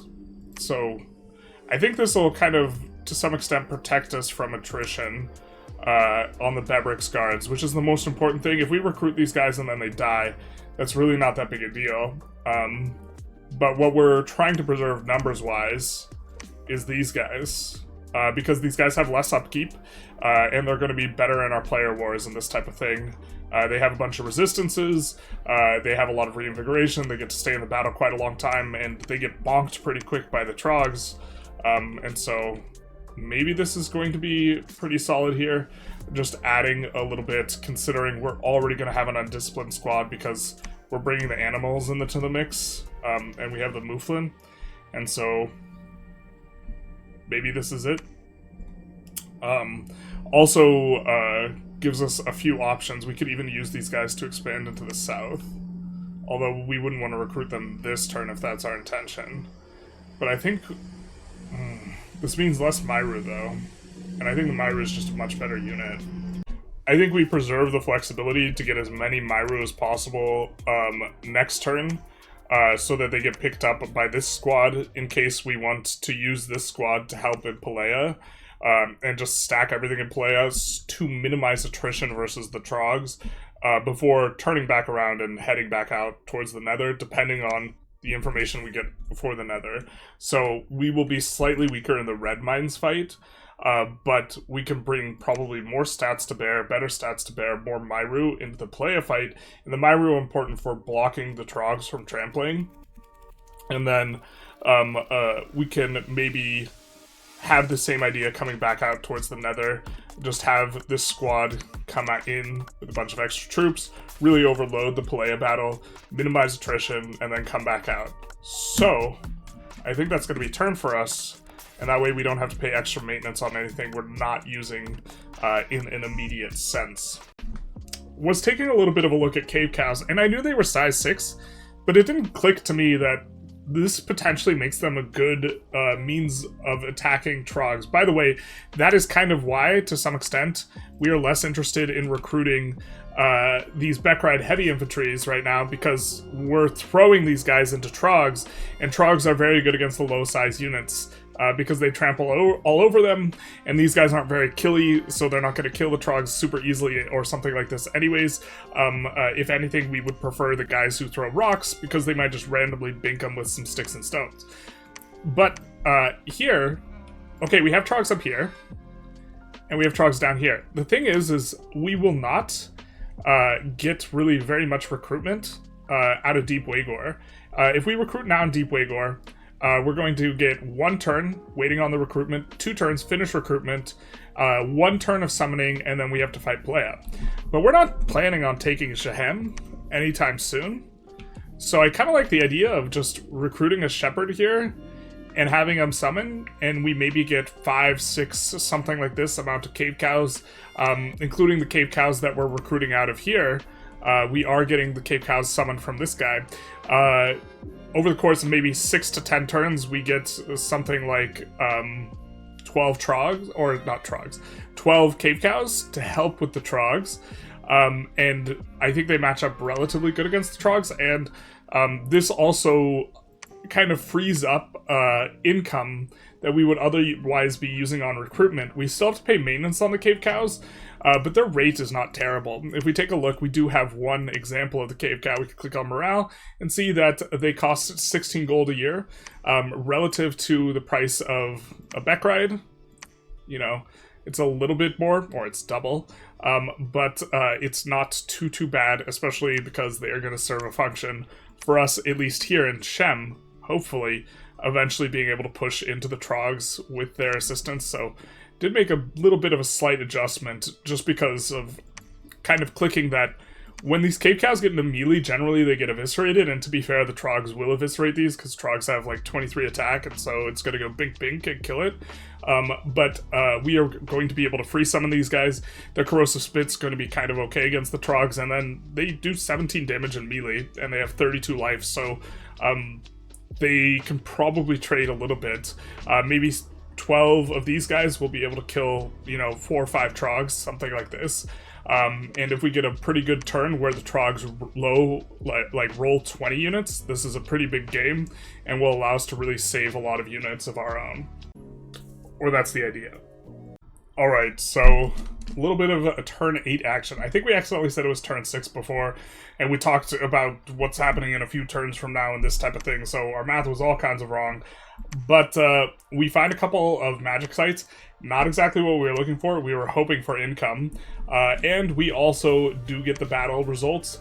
0 casualties, kind of running back the way that we fought with the Zots. To be fair, like, okay, I think that overall this run's really unlucky, but where are you going? So here we have attack rear, which we had scripted because we kind of got punished for not doing it, but okay, this might have actually worked out for us, because we're super okay with these Bebrix guys, because these guys are really very good at not dying, whereas the Myru are not as good at not dying, so maybe this worked out, but this isn't what I intended. A little bit of accidental scripting. See, the attack closest is probably better, maybe not. But this guy, they're going to go into a bunch of undead, and they're not going to get covered by the Bebrix guys. Yeah, attack closest I think would have been preferable. It doesn't really matter because Zots is a really soft thing anyways, so we get in there. But also trying to learn a little bit better what we're supposed to do in these spots. So, okay, we have that, and we have some good news. This is low friction exit. Or low friction entrance, depending on how you go about it. So we kind of want to be about it relatively soon, and we also roll pretty nice, because the estimate here has been 10 for a time, and here it's 9, so we roll this being relatively low. But also, Trogs 10 here. Unfortunately, we don't have this squad over here. Not that I think we missed position, because we got 2 additional locations. It's not like we could have just waited at Deep Waygor for rolling a decent amount of Trogs. Much like we could not wait here and try and make sure we roll 20 Trogs. And here we would have rolled 30 Trogs had we sent the troops down. And this plus what we sent to support the north would have had to go into these Trogs. So we are kind of coming up on the raid boss, I suppose, because we are going to be fighting the Trogs. And so we are going to transfer over. Is this the Stellaris soundtrack? No, okay.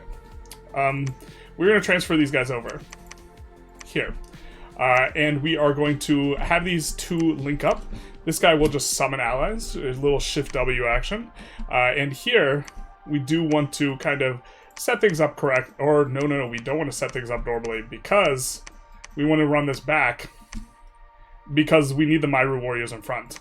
The Myru Warriors, in particular, These guys, size 6, cannot be trampled by the trogs. So we need them to get in first. They need to make contact first to prevent the trogs from trampling all over our Bebrix guards. To that end, we are going to want to be behind a little bit. What we have, we're going to hold and attack closest. The other guys are on attack rear. These guys should be able to split up a little bit. I don't think that we get more morale. Oh, we do get more morale. But it makes them undisciplined if we do this. I don't think we want these guys to be undisciplined, the Bebrix guards. They're unlikely to rout anyways. Oh, it looks like they're 2 morale either way. These guys are low morale because they're undisciplined. We're going to put these guys way in back here. Maybe we could even set it up so that it takes longer for the Mouflins to get into battle somehow. If we put the Bebrix in the way, I wonder if this stalls out the Mouflins. I think the Mouflins just run around them is the issue. But, okay, we'll kind of tinker around a little bit with our exact setup, but what we're going to be doing is having the Myru in front to catch the Trogs, and then these guys will have as far back as possible. Maybe we could even do something like this. And that'll take a little bit longer, because what we want is these great Mouflins. We want them to actually not even engage in combat. What we want is we want them for the next fight. For fighting the Beckrides in the Nether Mines, rather than versus the Trogs. Alright, so we got our movement here set up. Hopefully we scripted it a little bit correct. Just went for these guys in back, because didn't want to pull the Trogs and somehow pull the Trogs to looping around our Bebrix in some sort of way, but we did move the Bebrix and the Myru up. I thought that would kind of work out for us for fighting these Trogs. We head on over to the Yellow Caves. From the Yellow Caves, I think we should be able to reach both Mile Deep and the Halls. We did check before we flew out, before last turn, that we can come back to Pyrene out of anywhere. I think we're going to peel off a turn of research. It's a little bit tempting to just go to Silver World, because actually, so if we take a look up here, we actually don't see another nation here, which would maybe be something where we're a little bit more concerned about fighting earlier. And okay, we could go with the scout and see if there's anyone up here. We could also just peel off another turn of research. The thing is researching earlier and hitting research breakpoints is not useful to us unless we are about to fight.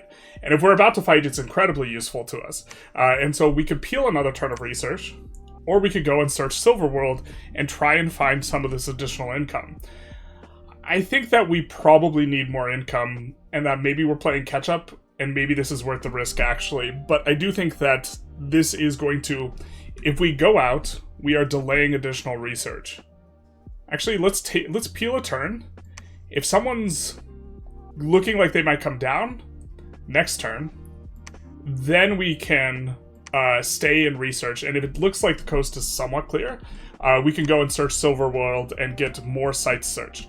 You see here, for those of you who are a little bit less familiar with dominions, these are the magical paths of the mages that have searched the sites, and this is giving us gem economy, and we're trying to get that rolling, but also there are some sites that just give you straight up gold, and it's really big amounts, and those are much more frequent underground, so we're trying to pip those.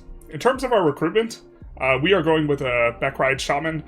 I think that we want 1 or 2 Shamans anyways, and this allows us to recruit as many Myrus as we can. We could even go down on this to be able to recruit a few more Myru, but we will always get throttled eventually by the holy points, so I think that I prefer this a little bit. Getting some more Myru warriors, and then maybe even next turn we could recruit some Beckrides out of here, just to ensure that we get the easiest turn, or the best chance at not minimizing attrition into these Trogs when the 2 forces expansion squads link up. We also maybe do something where we don't link them up and just split them if we roll 10 Trogs again. We'll also see how this battle with the Trogs goes, but if we roll 10 Trogs again and we have 1 squad in Deep Wagor and 1 in Pelea, we could just send it down to the Hidden Realm instead. Or split it and have half support Pelea and half send down to the Hidden Realm, and help to ensure that we kind of get as much of this underground as we can.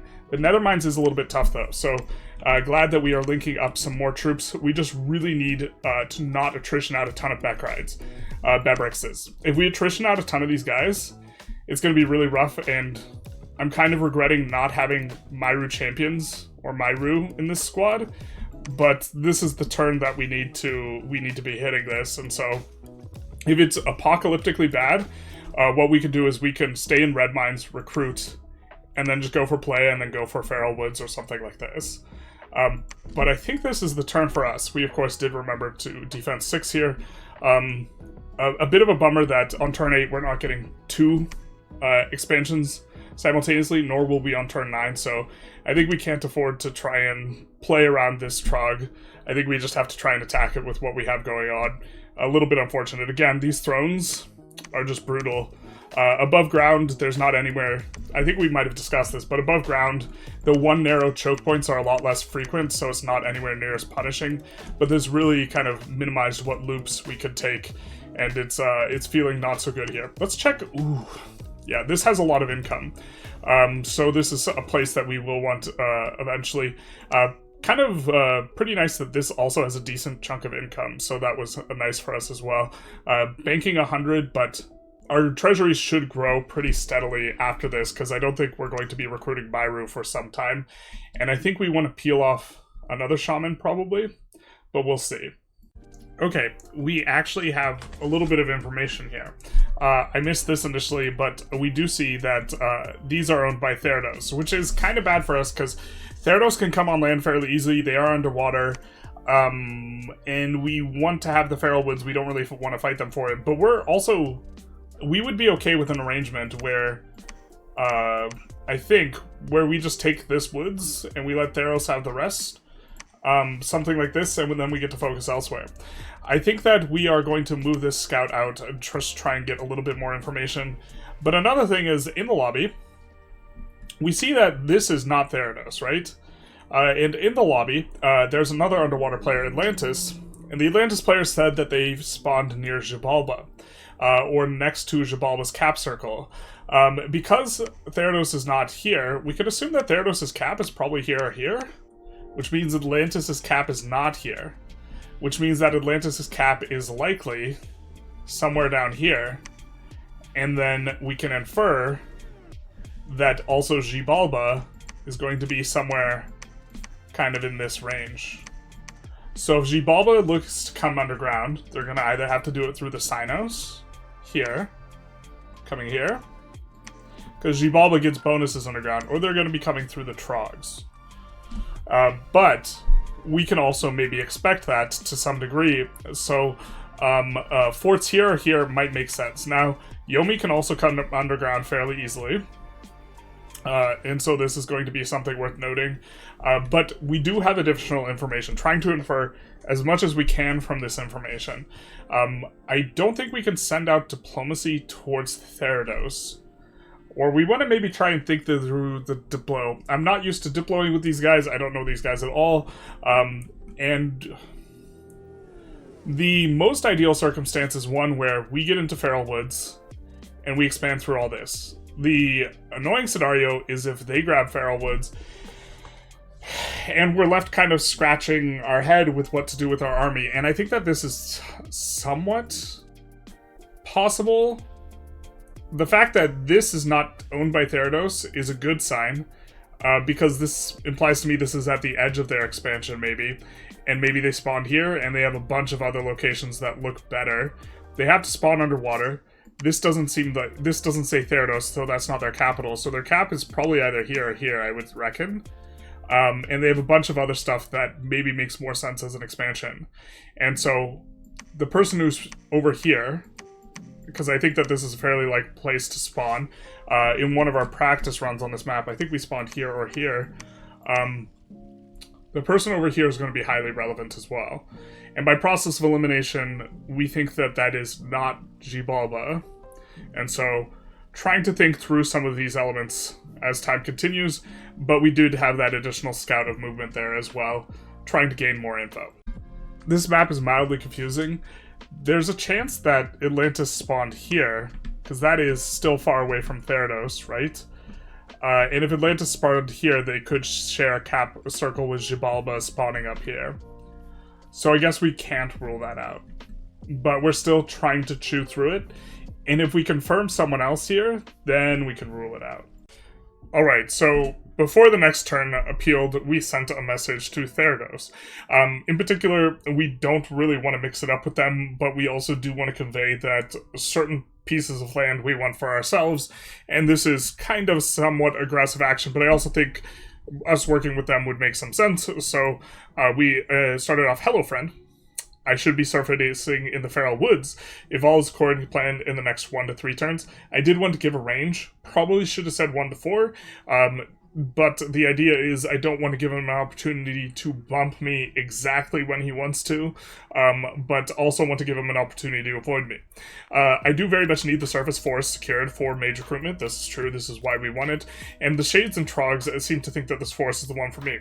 This is true, but a slight exaggeration. There is one other forest that is available. Also, one of them is blocked by Sinos, but the main idea is that we have rolled kind of bad being able to have surface.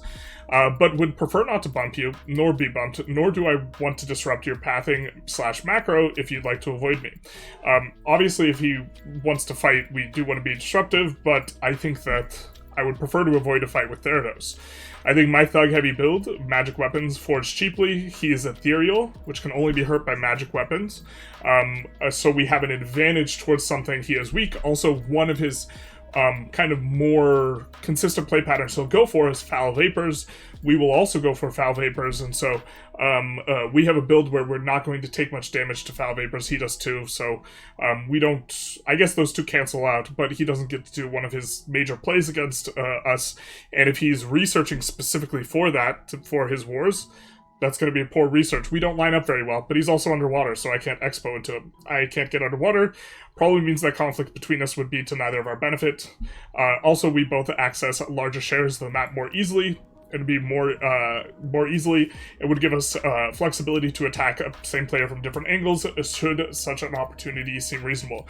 Did want to try and sandwich it with the friendly stuff, where we could potentially work together. I do think this is true, and also opening with hello friend, because if you put some nasty stuff in the in-between, which is basically, I want this province, don't take it, which isn't really that nasty, and we do want it. We're conveying information in an honest way, but this is hopefully wanted to try and get the message across without being perceived as hostile, because we're not hostile, but we're in a situation of maybe desperateness to some degree. I think that I feel in a very much kind of not so good about this expansion, and we are going to see. I have not taken a look at this yet. We are going to see just how this battle went. We won't look at the summary. We'll watch the battle. This is the one I'm concerned about, and we get to see the mighty Trogs that we have been kind of playing scared about for some time now. So we do have our 2 squads that have joined up. We have the Beckride Champion leading some of these, Bebrix Guards, and the Prophet, and the other guy also leading some. We see the Trogs. There is indeed, what is this, 9, including the Trog Lord. And so let's take a little bit of a look. The Mouflin get on up. These guys hold. The Mouflin probably going to just... The Mouflin actually might be causing us to rout earlier, because I do believe you have a chance to trigger a rout if you take a bunch of damage. This isn't exactly what we wanted. The Mouflin are in a little bit earlier than we would have liked. But okay. To be fair, it does cause their line to spread out a little bit. The Mouflin can occupy the same square, but they can be trampled. And the Mouflin start to rout here. Where's our Cave Cow? I know we had one. There's the Cave Cow. The Cave Cow's also routing with the Mouflin. Okay, so the free spawners are out, but we do get kind of a nice concave here. And with this, we will get our guys kind of linked up. They can't trample over. Well, they could trample over these guys if they're solo bolo, so like this guy could get trampled over, but when the Myru weighed up, which you see that Myru kind of came up, now we can't get trampled, so getting some decent damage down. I think that we're not attritioning very much, so I think this is actually pretty much according to plan, but these guys were very spooky. Let's quit the battle replay. Just take a look at what the damage was. We lost 5 Mouflins and 1 Myru. This is great. We were looking to have under 5 total casualties of Bebrix Guard and Myru, and this is what we managed to get. The Trogs, just to like look at their stat line, big heaping amount of health. There's that size 6, low prot, so they're very vulnerable to dying somewhat quickly, or we will do decent amount of damage to them. They have low defense skill. although they have perfect dark vision, I think, and we don't, so we get -1 attack, -1 defense, but they have this nasty trample thing, where they get to run over your guys if they are bigger. But they're not bigger than our Myru champions, so that worked out pretty well. Feeling much better than we were kind of going into this. Because I was thinking, oh man, it feels like we just don't have enough troops. I think we're trying to thread the needle really hard, or at least I'm trying to thread the needle and get just enough for kind of what we want to do. Like, the second expansion squad was on turn 5 instead of turn 6, and we're trying to recruit our more expensive mages earlier to get more research, but by doing so we're giving up troops, and so I was a little bit concerned about this, because some nature gems, nice, because I don't necessarily have it calibrated to know super well whether or not we can do stuff. We get luck in another province, and okay. We've managed to grab this, and that's really nice too, because when we last looked at this, if I recall correctly, this was 60 units, so we get a nice low roll here, and we get an iron deposit here, 60 resources. Not exactly what we're looking for here, but okay, we have this guy with the free spawn. We'll have a little bit of a think of exactly how we're going to handle this, but this is going to be the first thing, is that this guy will receive all the Bebrix guards here, and with 25 Bebrix guards, or 24 plus 1 additional guy, this will be really nice for us. Let's take a little bit of a look outside as to what's going on. We do see hoplites, and no one on any of this right now. I think if anything's occupied, it would be this by Therados. We kind of hope that Therados doesn't occupy that, but we will send forth, or sally forth. We do get another recruitment out of Mile Deep. I think if everything kind of seems good, we'll maybe go for another Beckride Shaman, but we'll just look around a little bit. We will be searching with her. We get a roll of a water and a hammer, an earth. Not really a good roll or a bad roll, just kind of, well, it's a bad roll. It's not the one that we want really, really hard. I do think we have another scout, no? And then we have this. We have this and Gibalba, but he's not gonna go into shades anytime soon. So that is interesting. I would like to know where Gibalba is. We do see more Therados over here. So where is Therados entirely? Wow, Therados. We know Therados is here and here. And so Therados is also here. And okay. This is very interesting. We'll have to think through this a little bit, but we see some unclaimed stuff and some shades. So we can't get out this way, which means we have time. So really, this exit we can maybe get out, and this exit we can eventually get out, but we actually are just like hard trapped down here, except for this. So if Therados tells us to shove it, I think we just try and see if we can get Gibalba maybe to help us or something like this, and we just Death Ward Therados would be the solution, because we have to get up on something, and this will organize our thoughts a little bit, or we need to think through this a little bit. But we also get the 10 Trog roll again here. I think that we're going to try and get up. Well, we could try and get up a little earlier and leave this, or we could try and make sure that we get this. If I recall correctly, this tends to be, the drip cave tends to be good. Only get 23 income here. Here's 42 income. We'll have a little bit of a think here what we do. Alright, so what we've done is we've decided to send the squad here. They should be able to handle this amount of Beckrides pretty easily. The Beckrides, they throw stones, they have a little bit of club, but the stones these guys are armored enough to not care about them, and then these guys should be way better in combat once they get in there. We also have the Myru coming in, and they'll just club them down, and then on the following turn, hopefully we roll a small amount of Trogs and we don't have to fight 20, but if we have to fight 20, we'll have to fight for 20. This way, there's no way to path that is going to be allowing us to take as many locations. We could take this as safely as possible, but also curious to see what Therados feels.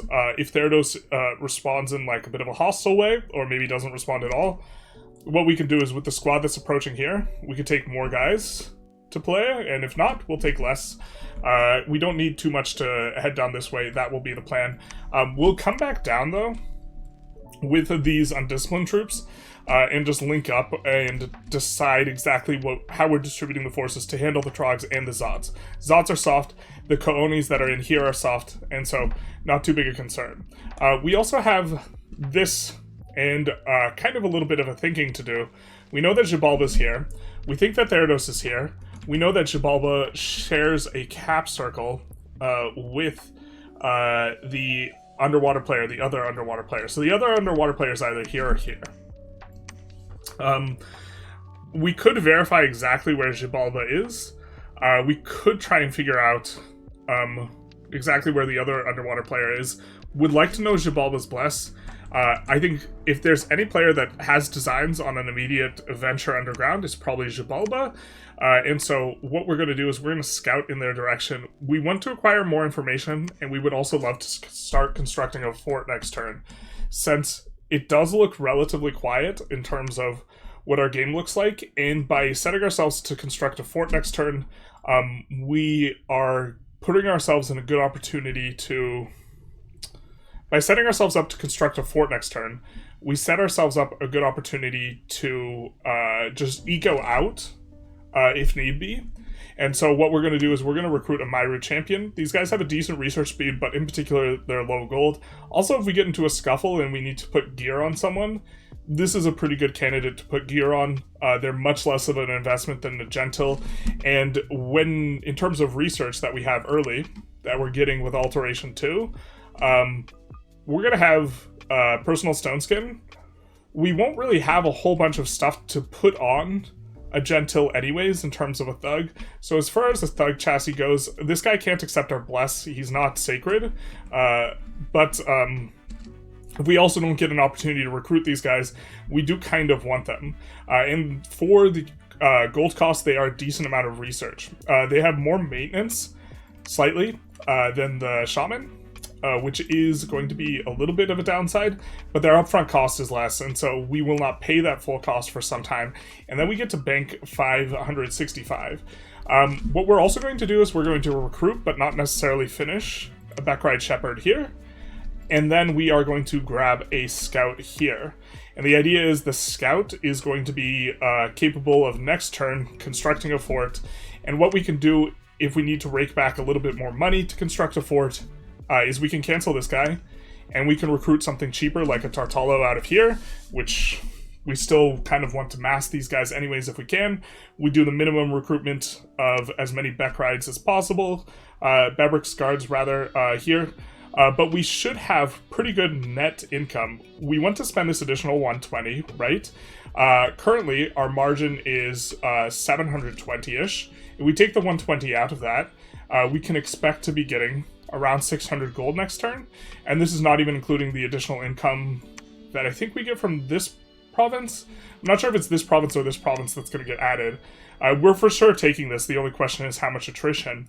And so we will have 1k gold next turn with which to start a fort. Now, I do wish that we had a little bit more information, so what we might do is we might actually use this first scout to scout, but if Theranos seems pretty amenable and friendly, then we don't really have an immediate concern, and I think we can maybe be a little bit greedy and look to build this fort, which will give us another like 30% income here. It's almost like an additional province for us, and that this will help us out in the long term. Forts take 5 turns to construct. It is slow, huge upfront investment in 1k, but also we can recruit mages out of there, and it secures kind of our backline, because I'm thinking that we maybe have to fight through here, and we maybe have to fight through here. And so if we're operating more on the left side, the fact that Ulm feels secure and the underworld feels secure because it is there is maybe a good thing. We will likely recruit more scouts when we have kind of a nice breakpoint in terms of money, or if we feel threatened, we might not build the fort, instead build something else, give us that little bit of flexibility. To that end of building the fort, the plan is probably going to move this guy through here to build a lab here. So once the fort starts, we will have this guy come out. On the subsequent turn, he builds a lab, so fort 1 turn of construction, right? And then he moves 2, forts at 2 turns of construction. Sorry. The fort goes up and the guy goes out. Turn 1. That's 1 turn of construction. Turn 2, this guy just decides to build a lab. Turn 3, he heads over, then he builds a lab, then he builds a temple. And so right when we finish the fort, we will also have a lab and a temple in Ulm, so we will be able to recruit mages out of there. And I think that that could be pretty good for us. I wish that we had gotten to scout some of these areas to see if they have iron deposit or gold deposit or this type of thing.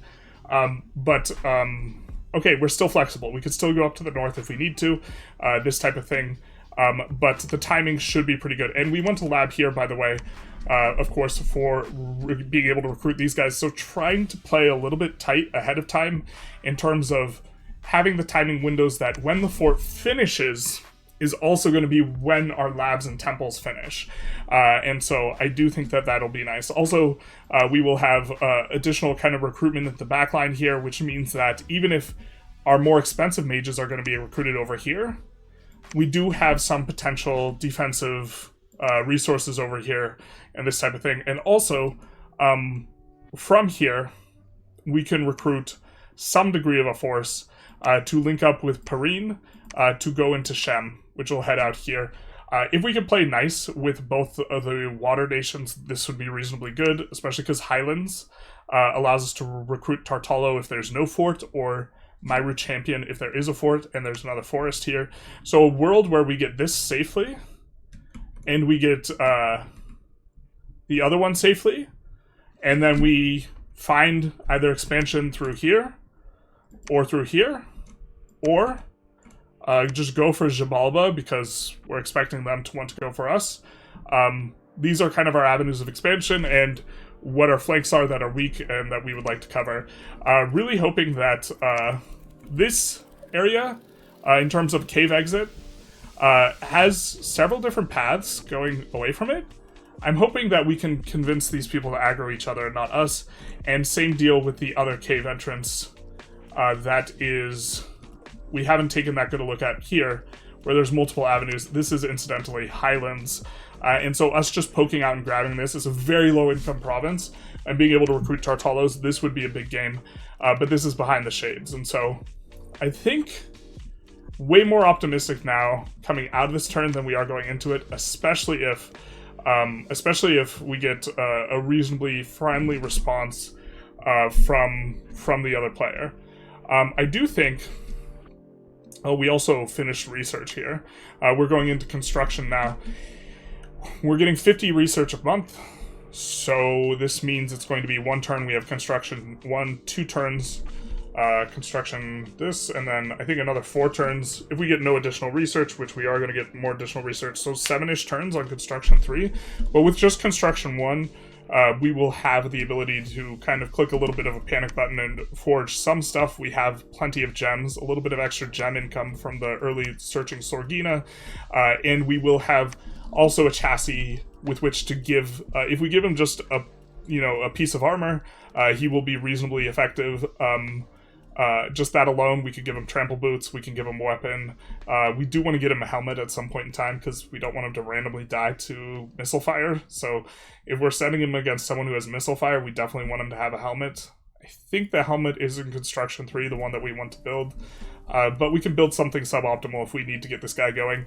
And this guy will be eligible to forge some of this stuff because he does have 1 iron. And his turn is worth a lot less than the Sorgina's turns. We definitely want them to keep researching. And so things do feel relatively good.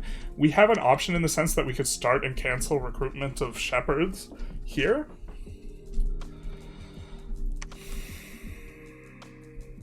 The trogs are also recruitable, but they're really expensive, so we're not going to recruit any trogs. Also, they attrition really hard. They die really fast, but they're very killy.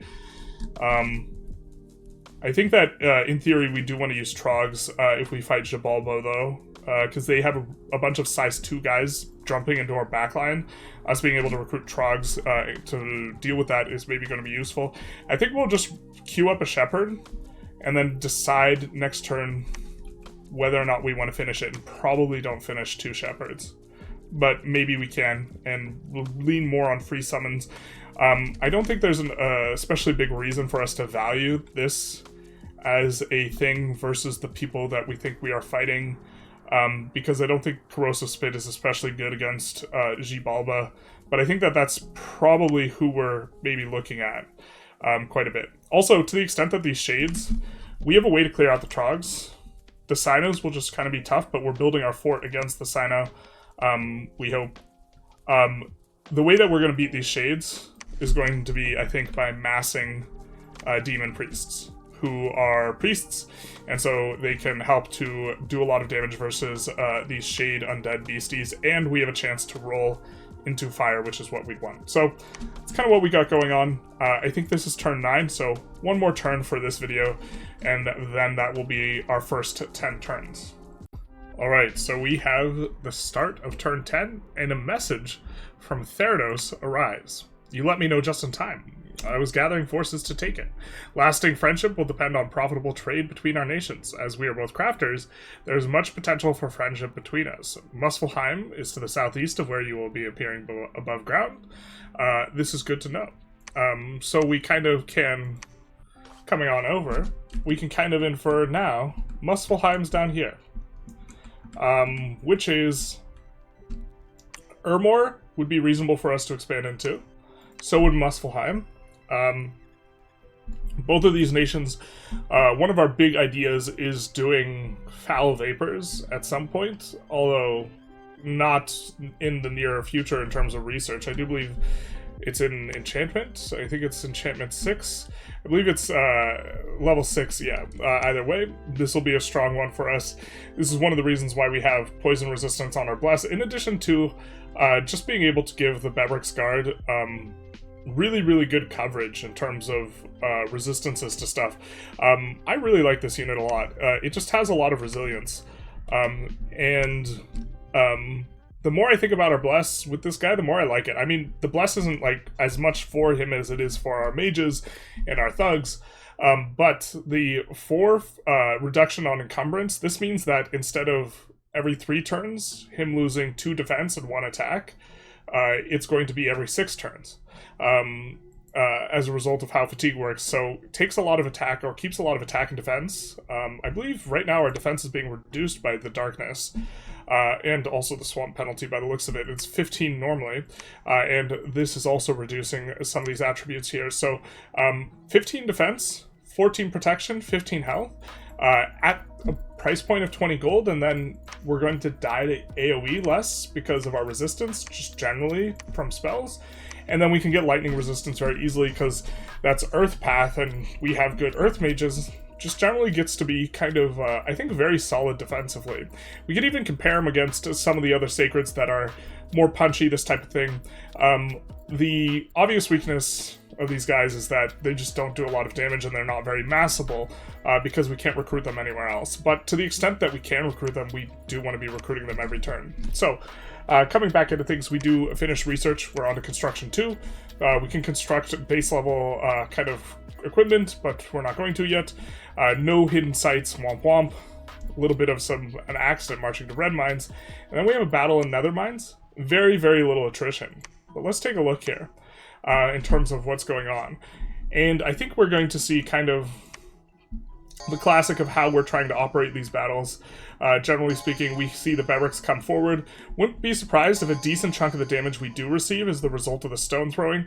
And these guys make contact, and they get to... We see several of them blood surging here, which is giving them additional attack, defense, and strength, which actually kind of makes them punchy. 21 damage here.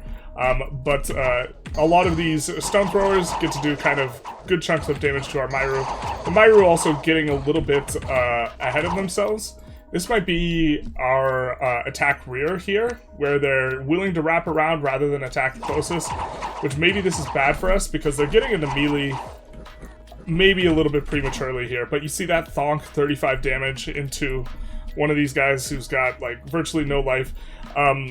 Shout out to him. And looks like we're actually getting also decent damage down from our Bebrick's guard stacks too. 19 damage there, so these guys don't really have any protection, so they'll be easy to go through.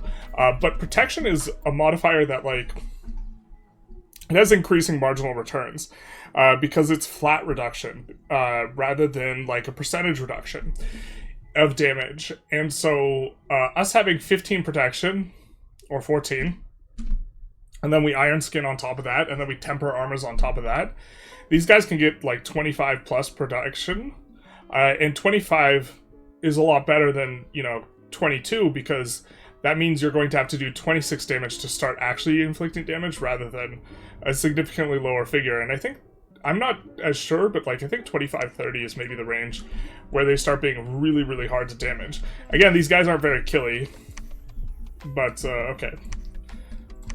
I do like them quite a bit.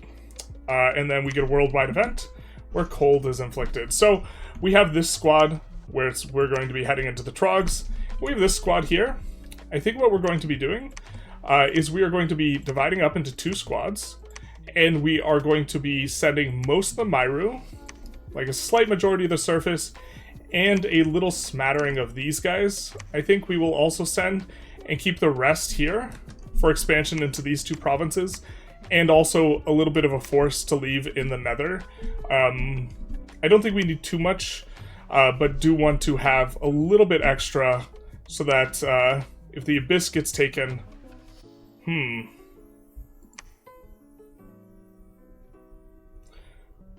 What's he expoing into here? We want to know his bless. It looks like he actually may be thinking... A fortification is also under construction here. Looks like he might be thinking of grabbing the Abyss. Or maybe he's thinking of defending his stuff. We want to know what his bless is, so we're going to come back here in case he's thinking of expanding into the Abyss.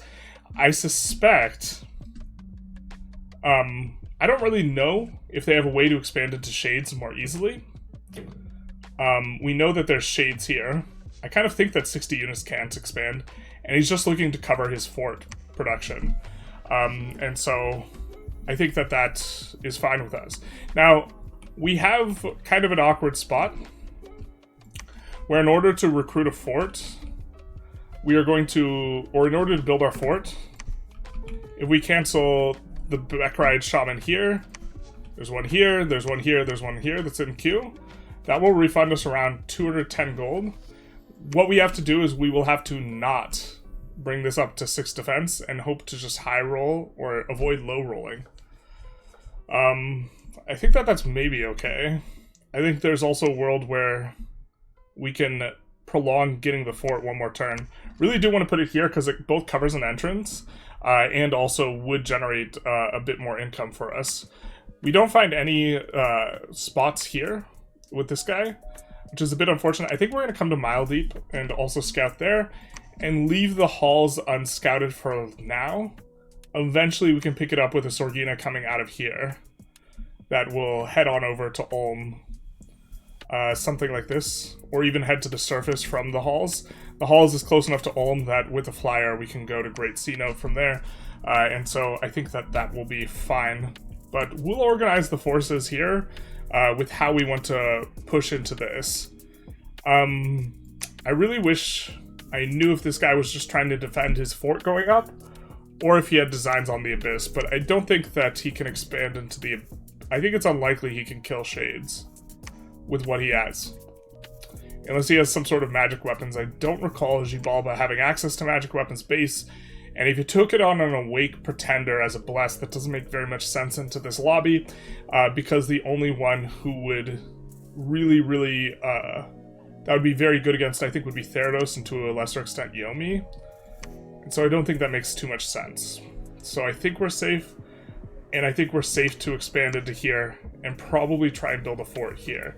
If we are planning on moving a big chunk of our army out this way. Not too many Shades here. Do want to try and get information out there.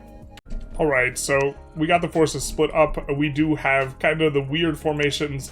This guy's got Myru Warriors and Bebric's Guard. He's going to be kind of behind a little bit the main squad, reinforcing a little bit slower, but he's got a little bit less morale, more likely to rout, so do want him coming in first. We got this side guy coming in from the other side.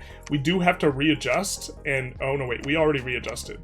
Shout out to us, where we have the Myru Warriors in front, and these guys are going to attack specifically, or spread out, hopefully, with the attack rear command, fan out, and get into the front of the Trogs so we don't get trampled. We're going into 20 Trogs, so expecting quite a bit more attrition than we suffered in the battle in Red Mines, but I think it'll be fine. We're heading on over here. With a little bit of a squad. I think we're actually going to poach a few more guys from the front line here, but not as much Bebric's Guard. Actually, I think these guys are a little bit better up on the surface. They don't have dark vision. These guys have dark vision. They're a little bit better underground. And I don't think the Myru Warriors, if we have to fight Xibalba eventually with these guys, the Myru Warriors are not all that useful. Or they're useful, but they're not as useful. So we'll actually trade out a little bit there. Only send a few extra Bebric's Guards that way.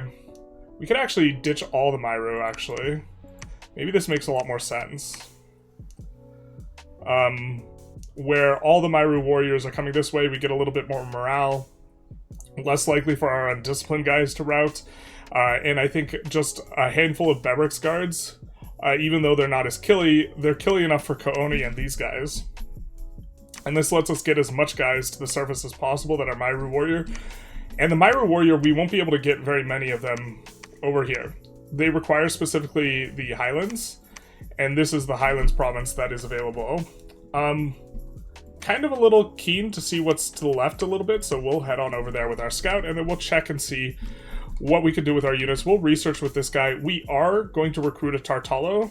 A little bit squeezed for the gold. This is kind of the cheapest thing we can productively recruit. This will bring us up to 3 Tartalos. We can get them equipment.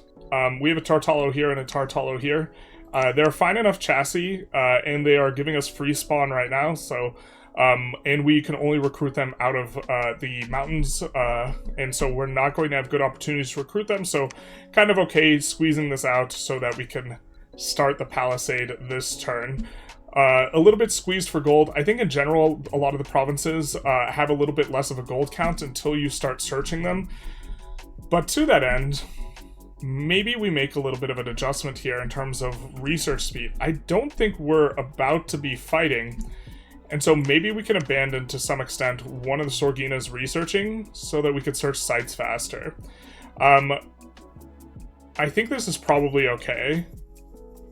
Because we also might bink a site that gives us more gold income. And this is kind of what we're hoping for. And if we're doing this with the Sorgina, maybe we come around this way and then out.